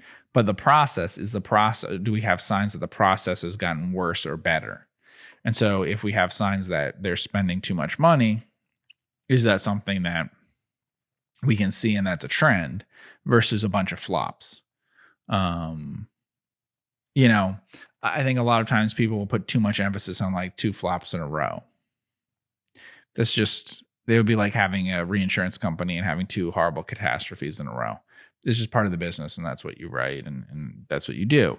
But having a pattern of a particular problem in terms of like cost issues or something like that would show up and be something that we could see in the business momentum. Certain kinds of momentum are easier to see earlier on. And sometimes they break these. I mean, I worry about a lot of these because the only way people get this is through like investor presentations. Mm-hmm. So you could say things like, oh, the net promoter score and this, but it's only going to be given to you by the company. And I think that Obviously, having a lot of organic growth without a lot of spending on advertising is going to be very helpful. That's something we could see using Netflix from earlier on in its history. It was very successful in spreading by word of mouth, even allowing people to share passwords and everything. That once people were exposed to it, they would then signed up for it. And that's a big, big advantage. For tech type companies, which we do not invest in, but if I was going to, very strong organic growth, not driven by marketing, would be a major factor. I would avoid companies where a lot of marketing had to be spent to grow them, as opposed to ones that grew organically, virally, because that's something that could be continued in place after place, you know. So because like the product is so good. Mm-hmm. I mentioned Dutch Brothers in a recent podcast. Mm-hmm. They opened up in Coffee this area. shop. Yeah, they opened up in this area and have had, lines out the no, not the door because they are a drive-through, but lines out the parking lot for a long time. Now, they have less now than they did when they opened. But when they opened, there was obviously a lot of pent-up demand for it. People were aware of what it was. People came to it, and it was an event. I don't know that they'll have the lines that Chick-fil-A has 3 or 4 years after they open a location, which is a better indicator probably. But certainly they had very strong response in an area that probably doesn't have a great awareness for it. So you can see that and say, okay, well, can this be ported over into many different locations? We talked about that when we talked about Chewy's or something like that, which is only in a certain number of states. You could kind of imagine what the momentum will be of it in the future if you can see it clearly in one place. And again, they kind of lay that out for you in the investor presentation, but a lot of times that's kind of aspirational. That's what they hope that their four-wall economics are and everything. It's better to look and see if they're successful in one location and then see how it goes from there. So we've talked a lot about how over the short term, the price you pay matters, i.e. the multiple. And over the long term, it's much more about the actual internal returns that the business generates. How do you have your cake and eat it too? So you want to pay a low multiple for a business that, is actually a much better business than people think. And I think it's hard because if you're buying that company at a cheap multiple, there's probably a lot of, I don't want to call it issues, but there's a reason that people are selling it. I mean, very rarely, and other than when you get these huge shocks in the market, can you pick up just companies that are completely on sale. Right. So in a normal environment, how do you sort of work through that dichotomy? Well, some of it is the attractiveness of the industry and the willingness of investors to participate in that industry. So trying to find companies that are what Peter Lynch would talk about, fast growers in slow growing industries. Let's try Alphabet. Let's look at Alphabet and see if I can give it. Why did they change their name to Alphabet? It's like Facebook going to Meta. I could see that they want to be branded, but is it because they want to be more of like a holding company that invests in all these other things? That is one possible reason. Yeah. The other possible reason is, of course, regulatory. So if you're a regulated company that might have negative perceptions of your company, obviously you change the name of your company to further remove it from the product that you're making to protect the product and to have people maintain good associations with the product while having anything that happens in public have to happen with a company that has a negative perception to their name. I see. So like the FTC is criticizing Alphabet. Right. People won't associate with Google. Got it. Yeah. Got it. And so if you appear before Congress, you're CEO of Alphabet or whatever. That sort of thing. That might be part of it too. But I think it was a holding company thing that they wanted to do. So this is an interesting one because there's a lot of evidence, I think, that their core business is very good and that their investments in other things haven't been as great. But if you see, you have revenue growth is very high. EPS growth is a bit slower. We talked about over-the-counter market, so let's do OTCM. So in this case, revenue growth was 21%, earnings per share growth was 22%. In the case of over-the-counter markets, revenue growth 12.5%, EPS 19%. So a bit slower, right? But throughout much of that period, it was cheaper than Google, than Alphabet. However, not so much anymore. But that was because it could be because it's a less well-known company, it could be because it's small, whatever. But there's plenty of small companies that are very high priced. It's more likely that people, it's not as exciting an industry to be in. Mm. So, that's a good indication of that. So that's why we look at overlooked stocks, but that also just is true in general of industries, that the same company with the same growth in a industry that's less attractive to people is going to have, you're going to be able to get a better price. We've talked about that certainly before with, certainly it's true, very, very true in insurance and banking. So you can find growth stocks in insurance and banking that are priced like not growth stocks because those aren't growth industries and they don't attract growth investors. It's very hard to find them in other kinds of businesses that have a lot to do with like information technology, things like that, because those industries attract a lot of people who want to participate in that sort of growth. So finding a less of an industry that people want to participate in makes a lot of sense if you want to find a kind of lower price that way. I talked about it once before with the ethanol company thing, where the whole point of what I was doing in a write-up was saying they're both going to be ethanol companies, but one has the name ethanol in it now. The other one does not, but one day maybe it will, but they're essentially the exact same business. There wasn't a thing that attached people to specifically wanting to speculate in ethanol things. They wanted the name to be ethanol. And so companies that people are a little less aware of what's inside the company could be cheaper that way, lower profile, not the industries people want to speculate in right now. So avoiding industries that people want a lot of speculation in right now can sometimes find you better prices, things that are a little more out of favor. So that ethanol situation, I mean, did that just come from being familiar with the company? Yeah. Did the commentary from the managers or how they were communicating their business change? How did you know that they were going to potentially change their name one day to reflect an ethanol company? I mean, you've spoken about, you love it when you find a company and their name doesn't give any hint of what the business actually is. Right. Yep. And that might necessarily not be true if it was an unpopular industry at the time. But if you have strong growth or something, then that's what you want to find. In the ethanol example, they were selling off other assets and buying ethanol things. So it was clear what they were doing. Instead of companies that sometimes companies present them, the other opposite is what you want to avoid, of course, is companies that present themselves even more as one sort of thing and aren't that. And they can get much higher multiples for that reason. Like we're the Netflix of. That's the classic one. Yeah, someone asked me about FICO before and what multiple I pay for and everything. FICO's an interesting company. It has had very good growth the last couple of years, sort of. It's had very good growth in earnings per share, I think, right? Let's see, earnings per share. Yeah. 10-year median earnings per share is 23%. 10-year CAGR for revenue, 7.8%. Right.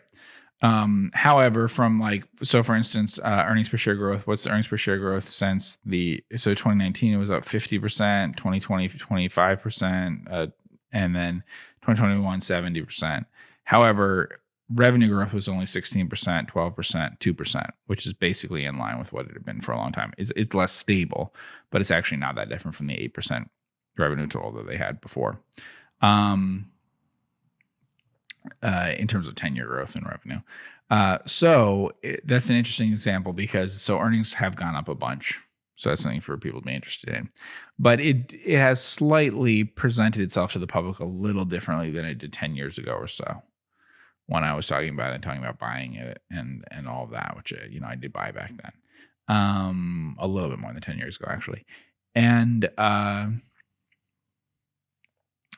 that may result in it having a higher multiple than it had before, because it presents itself more in line with software as a service, which it's doing more of, is offering more, and that may change its actual business, where it offers more on a subscription basis than it does on a per transaction basis, I guess you could say, although I don't know how big the difference is, because they're pretty big relationships. And then it also presents itself more based on the idea of the data stuff of predictive analytics, but that's always been something that they've always done. How different is the business really? And a lot of the operating profit still comes from the same business, the scoring business, and less so from the other parts of the business that they talk a little bit more about. But they've sort of present themselves in a way now that maybe is a little more attractive to getting investors interested in it from the last 3 years or so than it was 10 years ago. I don't think, and some of that is the company's actually changed and the world has changed. But some of it is also just how you choose to present yourself. So it may get more interest from people than if they presented themselves as, as a company that serves the financial services industry in the United States and grows at about, the rates that those things grow at. Do you remember the multiple you paid for FICO? Paid about 10 times free cash flow. It goes back a little bit earlier than where this is, probably about a year or so earlier than where this ends. It's possible it was, I don't think it was much more than that. Were there issues at the company? Well, we just had so out of 2008 contraction, yeah. So I don't think that there's been much growth in the company to be completely. They've done some other things, but I think that there's relatively little growth in the last 10 years other than cyclical growth. Their market share was huge 10 years ago. It's huge today. I don't think that underlying there's much growth in anything other than that. But there's been a recovery in credit things and in the number of transactions that would use FICO scores of 8% or something a year. That sounds reasonable. They've expanded to some slightly different things. But in terms of earnings per share, they've used their money to buy back stock and done things like that. So that has definitely changed things. However, that was more aggressive in the period where I was looking at it. What changed was I thought they would buy back a bunch of stock, and that had more influence on it than anything else. And also just increase in a cyclical increase in terms of your results. So what does that mean? Well, I didn't know how much they would grow in the cycle and everything, but if you're buying at the bottom of a multi-generational credit cycle or something, and they make money on each transaction that has to do with running a application or something for credit things, then the amount of applications for credit, determines kind of what you're going to make as a company. So just credit activity is what matters. Mm-hmm. And so you just figured that it's going to grow a lot in the future because you're at a cyclical bottom, if you try to kind of pick the point at which things seem the darkest in terms of the cycle, then you would expect a big increase from that. And so that's why I did it back then. But my point was just in terms of how they present themselves. If you read their annual reports now and everything, they definitely present themselves much more technology oriented than they did back then. Although they were very technology oriented then, they are now. But it maybe uses a little bit more of the kinds of words that analysts would be interested in. I think they use dollar-based retention rates, for instance, and I don't remember them doing anything like that 10 years ago. Like they'll say this amount of our sales is reoccurring. What does that mean? Yeah. Yeah. So they'll say things like we retained 106% of our dollar on a dollar basis, meaning that we lost. So maybe we lost 5% of our clients, but we raised prices by 10% or something. Mm-hmm. So given a certain client, how much more money do we make than we did the year before? We make 6% more or something. A lot of these kinds of companies may present things that way to show that their retention rates are higher than they otherwise would be, because the traditional way of doing a retention rate is whether you retain the customer, not whether you retain the total amount of dollars. If the dollars increases faster than the customers, then in a sense your retained revenue, the revenue that you have on a recurring basis, goes up over time. And that's something that was people were very big on recurring revenue in the last 10 years. So companies that use those kinds of words might be able to get higher valuations on their stock.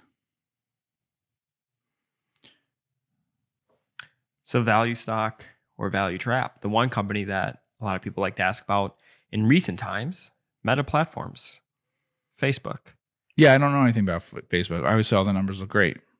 And I don't know why it's down and everything, but maybe culturally people are very aware of why it should be down and they have a good understanding of it. I'm not sure. Because if you look at this, I mean, you look at their revenue growth, you look at their gross profit growth, you look at everything.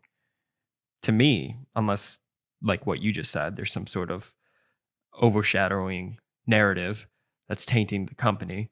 It looks like it's looking pretty cheap. Yeah, I mean, some of the narrative things, I guess, would be everything will be TikTok, right? Things like that. People won't spend any time on Facebook. Privacy things will change so that Facebook's ads will not be as effective. They're not as popular with younger people as they are with older people. Do you think it's easier to judge a value stock from a value trap out of like a cyclical bottom as it relates to that example you just gave with FICO? Right. So a major issue, as opposed to just like everything you just worded. Oh, privacy, TikTok, their ads aren't going to be as effective. With FICO, you're like, oh, we just came out of a huge credit crunch. Mm-hmm. But there may be people who believe that the FICO score will be replaced by something else. Mm-hmm. I guess so. I'm not sure. I mean, I don't know. Meta doesn't seem like it's that difficult to figure out that way. Now they are. I think one thing that is difficult is that they're deciding to spend a ton of money on something else. Mm-hmm. I don't know how big I mean, look, they make so much from operating profit. What is it, $10 billion a year? I think we decided. More than that? I don't know. Yeah. But they just make so much money. Yeah. So even if you adjust for that and you say, okay, all that's wasted, they're still trading at less than 20 times earnings or something. Stock-based compensation is fairly large, right? So cash flow from operations, we have to take out stock-based compensation and then take out, I mean, we are down to, let's see. Okay. So let's look at what this, what's the market cap on this thing? $532 billion. So it is more like 15 times free cash flow, actually. What does it say here? The free cash flow is 12. That's not really right because they're diluting their stock. But that's EV. So that takes into account their balance sheet. Okay, their balance sheet. So yeah, it's over 15 times actually if you do the calculation of what it really is in terms of own earnings. If we assume that their spending on things like the metaverse is useless, maybe it'll be very useful. But if we assume that that's wasted money and we assume that they have to offset their stock compensation, then actually you're paying, 16 times free cash flow or something for this company. But that's not a high price for a rapidly growing business and a very large business. No, obviously it looks very attractive. I mean, compared to most all the companies that we talk about, it looks much more attractive. On all the numbers, it looks great. Yeah, sure. I don't know anything about it. It's also an industry that's usually very attractive. Once you're a well-established advertising supported media company, you tend to do really, really well. They also have things that are very valuable. They have a ton of information on people, which tends to be very valuable because that's something that's very easily turned into profit in a lot of different ways. Ultimately, that would probably be a way that Netflix could make some money. Netflix has a lot of information on people on exactly how you use it, how you respond to things, how you can tweak everything to change user behavior. If you combine that, we can, Netflix won't just use, here's the cover of this TV series. They can use alternate covers of it. They can rearrange how everything's presented to you, language about everything, descriptions of the company, of the movies. They can do all sorts of things to slightly encourage you to watch one thing instead of another to keep you watching all the time. There's lots of things they can do different from linear TV. So that's something that can be, when combined with advertising stuff, can be very powerful.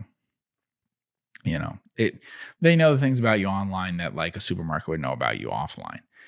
And so that can definitely be a more profitable way of monetizing things. And traditionally it's, hugely profitable. I mean, it's like we said, it's a much more profitable way of doing it than charging people money. We've seen that about everything on the internet. That stuff that doesn't charge you any money has been incredibly successful in becoming the dominant platform. That's all that Google is, right? Mm-hmm. I mean, Gmail is just something that's a free service that then can monetize it for advertising. YouTube, same idea. And Google search is the same idea. And, Meta falls right into that whole category that way. Are there any other vital signs, if you will, things that you look at like, okay, well, gross profit continues to improve, or maybe their cash conversion continues to improve, their inventory continues inventory turns. I mean, I'm reading a book on when Tim Cook took over Apple, and something that he really improved at Apple was their inventory turns and how that freed up their cash flow. Different things like that. Yeah, so that can obviously be more that can drive a lot more successful outcomes in terms of the financial stuff. In terms of the business momentum of just like their position in the marketplace and all that kind of stuff. I think maybe it's sometimes easier to look at how they did versus a particular part of the cycle. So I kind of mentioned in another one, the podcast that we did, Front Door. And it's not that I'm against Front Door. I'd looked at it before and I like the business model. I like the company fine, their market position fine. I wasn't terribly impressed by the numbers I was seeing given where we were in a cycle. And I guess that's more sort of what I was saying. So if you look at the combination of how things work together, the revenue growth is fine, 8 to 9% a year every year. But given that you had 8 to 9% growth with no profit growth in a period that wasn't particularly hard or unusual, it actually was a somewhat good period for some real estate stuff, which is one of their channels.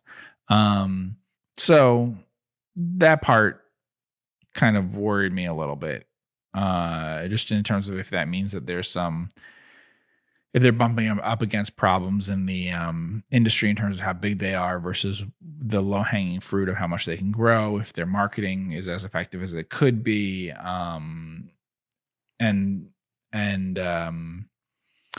you can see that with other companies where if the growth is pretty good but the profitability is increasing each year with the same level of growth, then it's not as worrying. So it's not the level of growth that's the problem. It's the growth that they had wasn't at a particularly difficult part of the cycle, shouldn't have been, and the profitability was, somewhat down really. Then that means maybe you're trying to grow faster than you really should be, or that the effectiveness of your marketing isn't as good as it should be, or that you're having too much churn. And the same sort of things when we evaluate companies like Netflix or whatever. I mean, we can go to Netflix as an example, but the issue here is you have to look at the specific years and what happened in them. So, for instance, did they have amazing growth in COVID? No, they didn't. Everyone got very excited about the stock during COVID, as they did some other stocks. Mm-hmm. Zoom had amazing growth during COVID, but a lot of these companies, they didn't really have amazing growth during COVID. I don't think the numbers were that impressive compared to what they had been before. If you didn't know that COVID happened, can you tell from looking at the 10-year chart that it did? From Netflix? No. I mean, they were doing. So that should be worrying, because what would be the first thing everyone should do during COVID? They should all subscribe to Netflix. Sure. Yeah. And yet there was not some big, huge pickup in terms of the revenue that we're seeing. Right. Mm-hmm. In terms of the profitability, all that stuff, we do have a big jump in margins. It's worth mentioning that margins increased a lot at Netflix with scale. But that would just be the kind of thing that you want to weigh. Okay, what happened there? It's not that it's bad. It's fine. You're a very big company. As you get bigger, this happens, and it could be weighing against you. But you have to understand how they did in a certain period to get a real read on the business momentum. You don't want to confuse things so that you're thinking, oh, FICO is growing so fast in the early years of the 2010s, when really everything about credit is growing really fast. Mm-hmm. Sure, yeah. And the same thing here with Netflix is that I don't see in its record, I see a very good offering that people are very excited about, and that keeps growing because of that. I don't see radical changes in business momentum for me looking at the 10-year chart. And people can go on Quick FS and look at this. But I see something that is the same business model being used repeatedly, and that is working in much the same way throughout that period. Now, the operating results and the earnings look like they go up a lot, but that's because of the economies of scale. This is the kind of thing, you can see this with every streaming company. They lose very large amounts of money in their early years.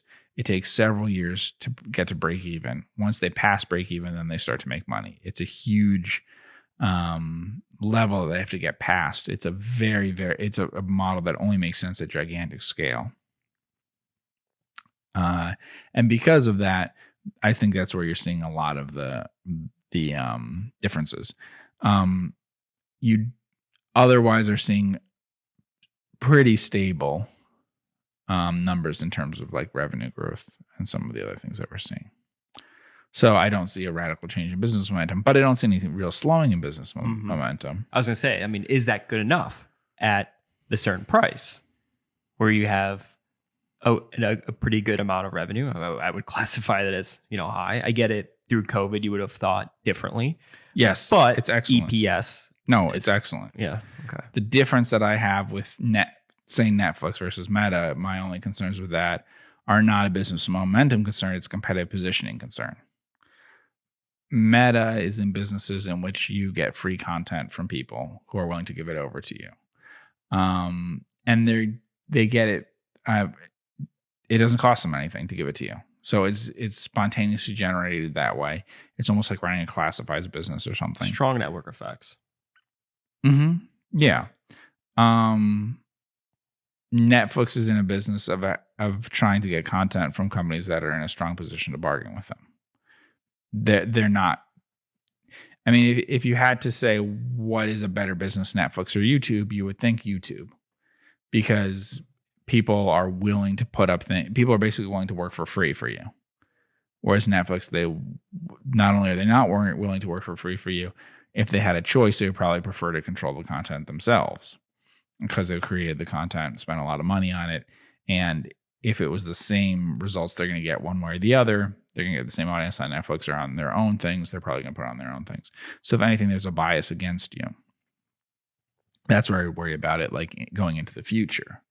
But that's a totally speculative issue that we may not see in the results that they have now. And if anything, people are more concerned about like competition pulling away subscribers. I would be more concerned about supply, that there's this issue that they have with supply, and not with demand. So the actual product, the quality of the product, accessibility, getting it on their own platform versus other ones. Yeah, accessibility of it. They can be denied a lot of the content that they would like to have. And so that's a major issue. And that's not true in a lot of industries. In a lot of industries, you won't be denied content. You won't be denied the product. You can buy it on mostly similar terms to everyone else. But in some industries, you may be disadvantaged in access to the product that you need to sell. And I think that that's likely an issue for Netflix. It's likely an issue for anyone trying to buy from Hollywood. Is Disney in a better place because they have more of a library from all of their content through the years compared to Netflix? Yeah. Yeah. But so, by the way, so to some extent it's Paramount and so is Warner. Mm-hmm. Yeah, because they have a lot of content that way. And they have the ability to presumably pump out a lot more content better than Netflix does. Because of capital? Well, they own IP. Mm-hmm. They also have a way of rolling it out in theaters that Netflix hasn't shown an ability to do or a desire to do. So far, we haven't seen any evidence that internet-based companies have had any success in competing with Hollywood stuff on their terms, being able to create any of the same sort of stuff and monetize in the same ways. We'll see if maybe that changes one day. But it hasn't so far. And so I think that given the amount of money you're putting into some of these things, the returns that you're getting in terms of the stuff that you own that you could use in the future is not so great. That is the issue that you have there.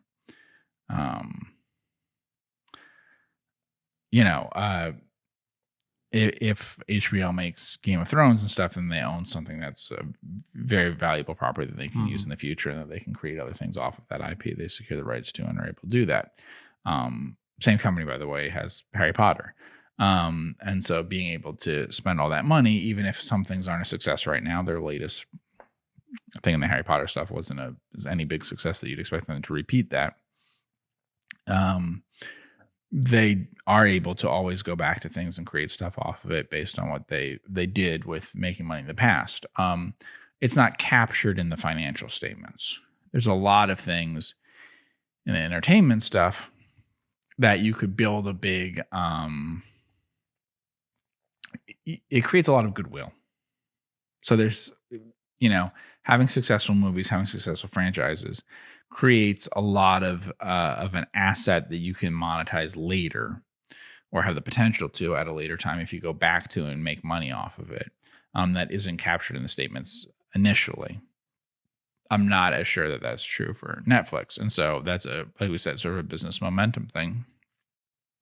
There's a lot of stuff that's kind of underreported in the financial results for what it would be in the future, because the value of a hit is higher than it appears to be for content if you own it and stuff, as opposed to distributing it, where distributing it, you don't have access to it in the future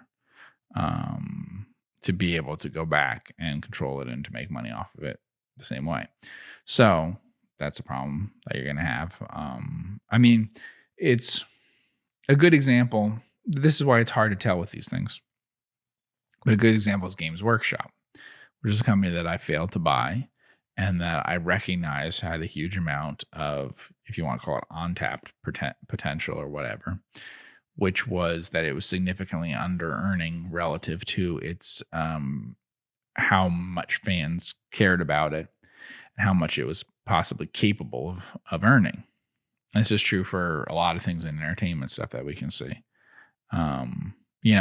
Marvel, basically, take Marvel movie stuff, right? They've done 20 some movies over, what is it now? About 14 years, I think. 2008 is basically when it starts. So you think about like Iron Man or something.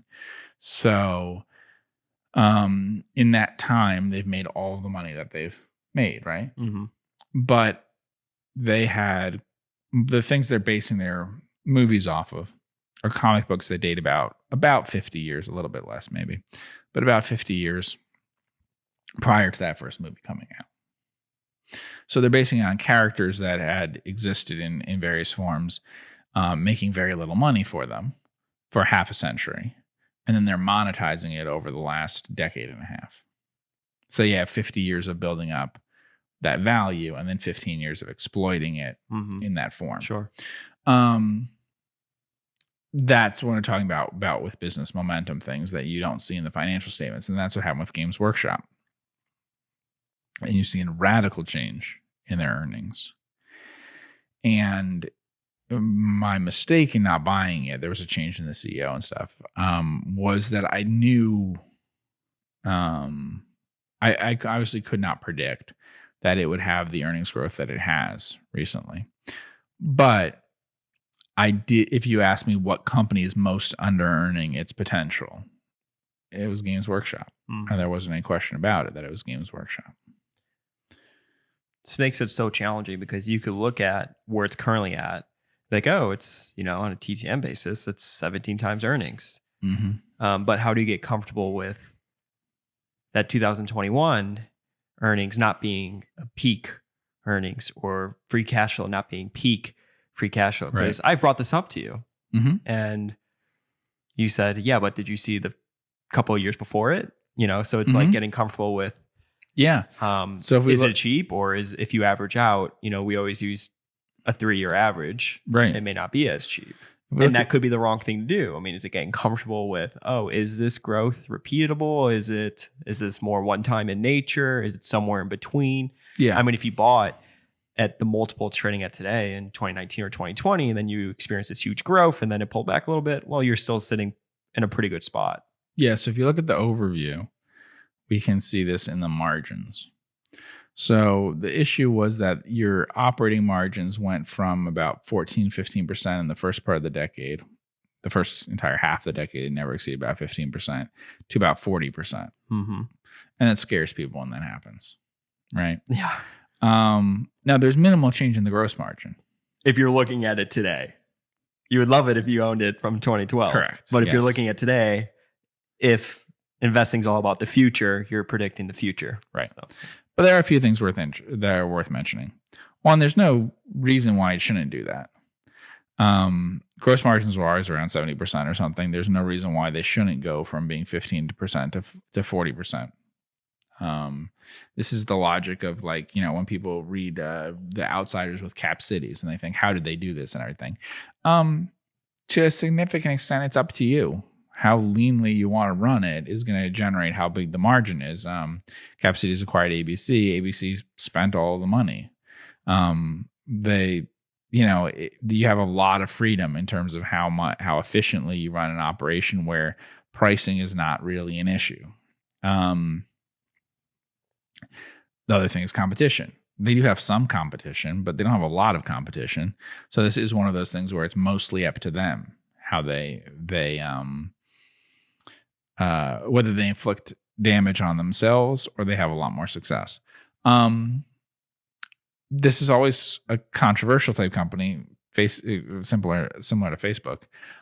There's often a disconnect between the reactions that people give about their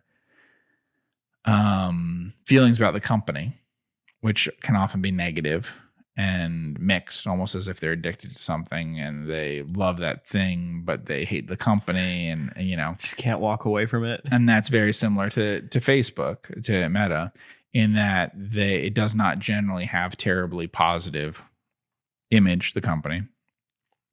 And even to some extent, the product, there's a annoyance with the company versus people using it. Even in Microsoft's best days, there was a lot of that. The fact is that they use it. And the question is just what their behavior is, They're such passionate fans. I mean, like you said, downside, upside. I was always surprised by the amount of fans that would critique their user experience and link it back to, the company is just trying to generate more cash for their stock price. Right. The amount of videos I've seen of everyday individuals that are just hobbyists and people that play their games, whatever, that relay everything back to the terrible experience being the company's fault because they want to print more money, whatever, pay their executives more. I've never seen anything like it. Right. And that is a very big issue. That is unusual. Very, yeah. That you have an awareness that the people have an awareness that it's a public company and all those sorts of things. Would the company be better off not being public? Yes, definitely. Definitely the company would be better off not being public. It would be better not to be exposed to these facts about how much money they make and all that. Mm-hmm. Yeah. Or to be part of some giant company that helps disguise that fact. Sure. Yeah. So, that is a benefit for a Disney or whatever. They can see how much Disney makes overall and everything, but they don't have a very good idea for how much they make in different sorts of categories. So you don't know how much Disney consumer products and what everything is really making on that. It's all mixed in. Or your private company, people don't have an awareness of that. And you can see the gross margins look great. So a lot of it is things that were more achievable. Gross margins were strong before. You knew how popular it was with the fan base. Didn't require a huge amount of increase in revenue. So they were able to do this on basically like a tripling of revenue, caused so basically about a 3 times increase in revenue caused about a 10 times increase in operating profit. So that's the part that people is that repeatable? No, that's not repeatable. But like I said, it's something that if you looked at the company and tried to understand it, I definitely thought prior to this inflection where you start having a really big increase in earnings per share and everything, it was undermanaged. It was underutilizing its potential. But there's other companies that are like that. We could do, what is it, WWE? Oh, they've been in the news lately. Yeah. He stepped down as, I believe, temporary. Yeah. So this was one that was always debated because it's another one where the possibility to earn a lot more money definitely seemed like it was there. It doesn't have the same record as Games Workshop, which is Warhammer. This is World Wrestling. So big WWE fan? No. But finding other ways to monetize it. And so it's something that you see in terms of the intellectual property, in terms of the fan base, and you can look at that and say, okay, can they convert that into financial results? That's often the same thing that we see, honestly, in the early days of the Facebook and the Googles and the YouTube and all of that. You have something that you realize is got the audience, right? And then when you realize, okay, it's attractive to advertisers, then we have a business model that could be really successful. We already have in place these other things. It's a lot easier than trying to figure out, can they convert more people to this thing, right? If you were asking me, could Games Workshop grow and get a lot more fans of Warhammer when it's a completely new concept, I would have no idea how to answer that, right? But if you're saying, given what the situation is in terms of the fan base, in terms of the property, in terms of what they've done over it, have been a period of decades by then, can they turn this into money? And how much money can it be? That is easier to analyze when we talk about business momentum. So once you're already in the door with customers, how much can we then sell them? How much could we make off of it is a lot easier to evaluate for me than like, can this go viral? Can this become a lot more popular? Sometimes you can look at it and say, okay, well, things are going well in the few states that they have locations or whatever, they can expand that. And I think it's repeatable, but sometimes it's not, it's hard to tell. We talked about Howden Joinery. The issue that they have is, for the most part, it's just a UK company. It had a little bit of an expansion basically into France.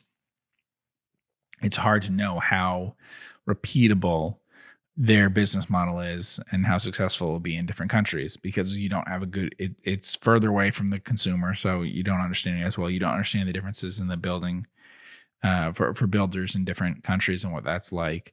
You don't understand a lot of those things. And so it can be harder to know, can you repeat it somewhere else? But how repeatable is it? Yeah. And then some of the things you're talking about are like with the Tim Cook thing they were talking about is more like how management is going to run things and changes in capital allocation. That's usually a lot easier to figure out. Those are kind of easy. Just from looking at what they've done in the past, or how Steve Jobs had like an obsession about not buying back his stock. The company needed to buy back its stock. The company maybe needed to run some things with a little more financial discipline, and it had all the other things going for it. So if someone says, I'm going to do these things, then that's a recipe for success in the way that like a private equity group taking over something and saying, we're going to impose these sorts of approaches to something that was successful, but had never focused on this before. Yeah. It's interesting when you look at the difference between like Apple and Games Workshop. Apple thinks of themselves as a product company, and Steve Jobs was never willing to compromise on that. Right. So even if that meant less from a profitability standpoint, he was okay with it. But then you look at Games Workshop and you could see a lot of the individuals. I mean, if you're watching on YouTube right now, there's just so many videos. And I've watched a few videos where literally, like I said, I mean, people are saying, oh, the quality of Games Workshop has gone down and Games Workshop's profits have gone up. So like, is there a fine line between those two things? Yes. It's how much you, so there's two issues here. One is the Steve Jobs approach with Apple basically only worked because it was a technology thing that could go to a huge market. If it had been something that would apply to a very small market, I don't know if it would have worked. And you could see the difference, right? I mean, how many businesses are within Apple? How many revenue lines are within Apple? Right. So if Steve Jobs had been running Tandy Leather, would they have had the same success? Yeah. I don't know. I don't know that the same approach works. It certainly wouldn't if Amazon, if you took an Amazon approach to a company like that, doesn't make sense when you have a small market like that. But there is the trade-off, like you said, with Games Workshop. Yeah. Because it's a very niche market and there's nothing they can do about it. The reason why they have that problem is that it requires a high degree of buy-in in terms of time and dedication to it. It has a high sort of Like threshold sunk that you cost. have to get over to get into it, right? Anything in general has that with fantasy and science fiction and whatever sorts of things versus some things that are more accessible. Now, once people do that, you might be able to reach a wide audience if you can get people to buy into that. We just talked about Marvel things. Marvel did that very slowly.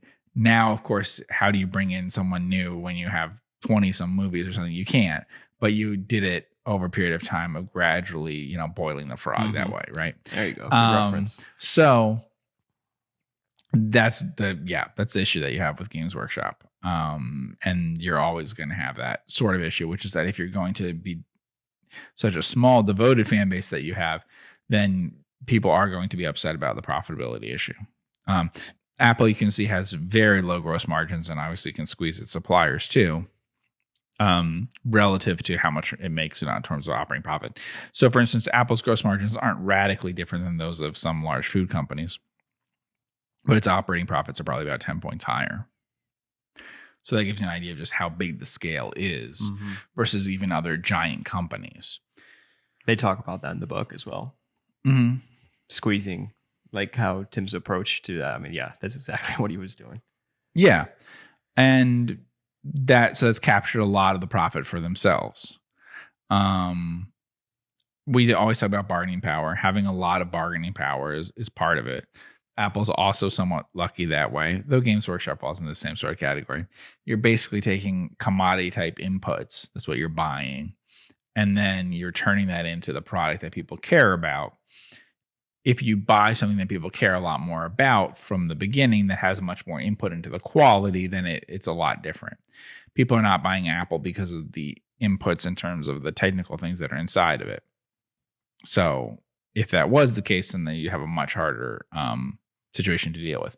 Likewise, Games Workshop stuff is not being bought primarily based on the quality of the material. So if they want to skimp on the material, and then the IP can capture a lot of the value, even though they've actually cheapened it in a way, Whereas if people didn't care as much about the IP in that case, but cared a lot about the quality of the material that they were buying, then you wouldn't be able to do that.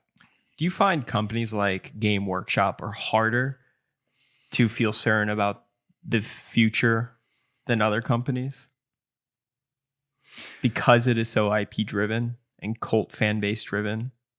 No.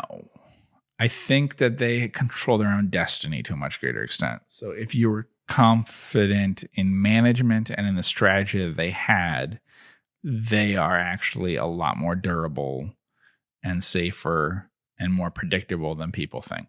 I do not worry about IP things, about hit-driven things, except to the extent that they can inflict damage on themselves. Most companies, I would say the danger for most companies is going to be externally inflicted harm by competitors, rivalry, but also suppliers and to some extent customers and stuff. Investors will blame those companies for it. But I think to a significant extent, it's outside of their hands. So did BlackBerry make all these terrible mistakes and stuff and whatever? I don't know. Mm-hmm. I'm not really sure that they did. Yeah, that's a good point. Looking back on it, people will say everything that Palm did wrong and BlackBerry did wrong, everything. You can make the case, should they have pulled back? But I mean, that's very hard to do. I mean, how many companies now are laying off employees because they just grew too fast? Right. So hire more employees. The big problems I have with those is the opposite of the streaming thing, right? Mm-hmm. The scary thing about Palm, BlackBerry, whatever, is there will be only one. The customer will not carry around an Apple phone and an Android phone. Yeah. Uh-huh. That's literally like a winner take all market. Right. And so that is when it's working, it's great. But when it fails, it will fail catastrophically. To some extent, that's always true with the Games Workshop thing. But I don't think that's true with the streaming things. I think if you run a streaming service very well, then what will happen? You'll be the second, the third, the fourth, but many people will have four. Mm-hmm. So you have a lot of it within your own control, and then it's a question of analyzing the organization. Does a lot of that thought process come from, how much do people pay for DirecTV or their whatever TV provider it is. How much does it cost to stream? If you have a bundle, it's not too far off, maybe a little bit more money, but not too crazy. We talked about Porter's 5 forces, right? Yeah. A big one is substitution, right? So threat of substitutes. Threat of substitutes. What is the threat of a competitor coming in to offer the same product? Right. And what I think a lot of people get wrong looking at it from a business perspective is they think that Peacock is a substitute for Paramount, is a substitute for Apple TV, is a substitute for Netflix. Now, in the overall macro sense of it, we group them all together. We could say that they're substitutes, that you use them to fill your time from one to the other, maybe. But if they have something that you want to see on it, it's not a substitute. They can deny the ability completely for someplace else to be a source of you being able to find that. And so I'm sure that Netflix notices that a bunch of people sign up when they release Stranger Things. And they might all sign up and then they might all cancel. But there is no substitute when they put out a show that people care about that way. When HBO had Game of Thrones, no substitute if that was something that people felt that they had to watch. But it's not just that. For the people, which is 0.01% of the people listening to this, for which Warhammer is important, there's no substitute, right? So it is culturally irrelevant to almost everyone. But to those that it is relevant for, there's no substitute.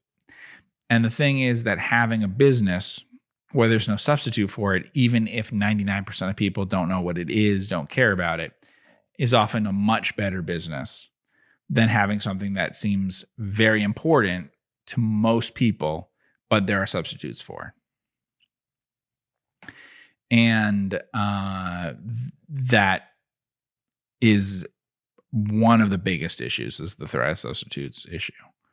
And that makes it hard to evaluate some of these things. I think it makes it very hard sometimes to evaluate Apple, unless it becomes very mature, so that you're in a state in which it is the winner and it doesn't seem like anyone can displace them. At that point, it's a winner for reasons that don't have to do with just some technical things or whatever, but just a very strong tendency for people not to switch between things. And once you have that, but then we see that when people look at Meta, they're saying that it doesn't seem, they have this very strong bet in a sense that it will be radically different in the future than it was in the past. They must be predicting a very steep drop off in terms of advertising and usage of the company's products, services. It's baking in an incredible change from what it is recently.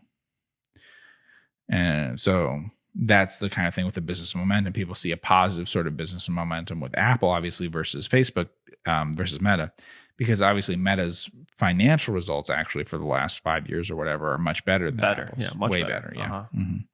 And not just way better, but also way more consistent and on trend with what they were in the past.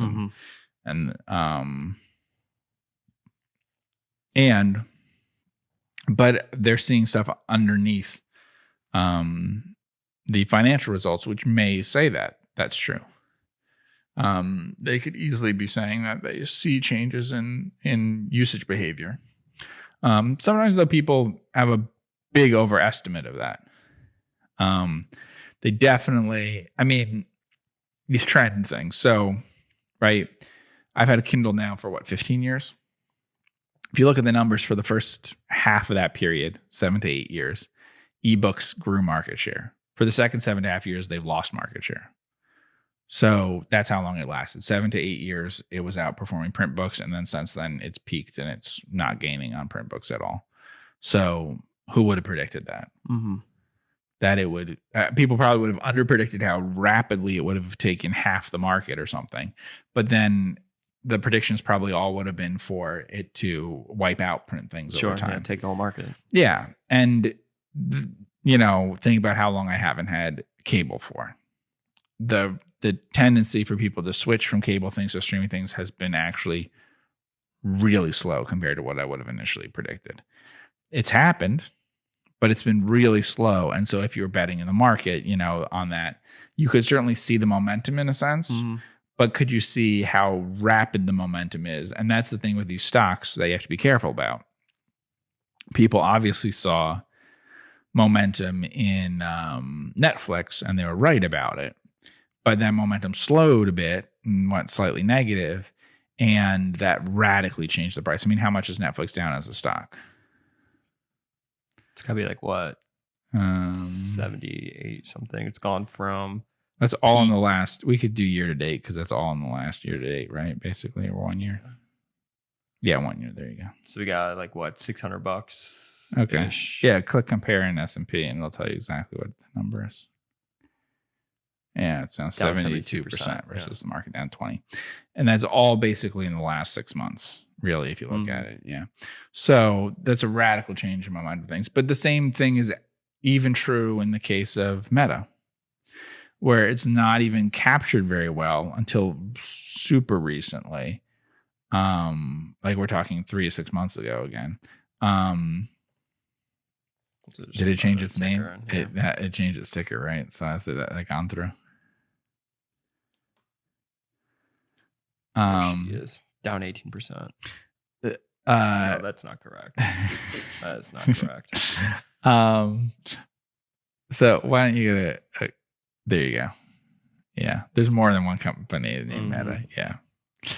Thought I found it, but I saw 18%. I'm like, nope, that's not correct. Yeah. So you have a decline of what is it, 50%? How much is it? 53%. Yeah, 53%. And Netflix is 70%. And those are with still very strong numbers.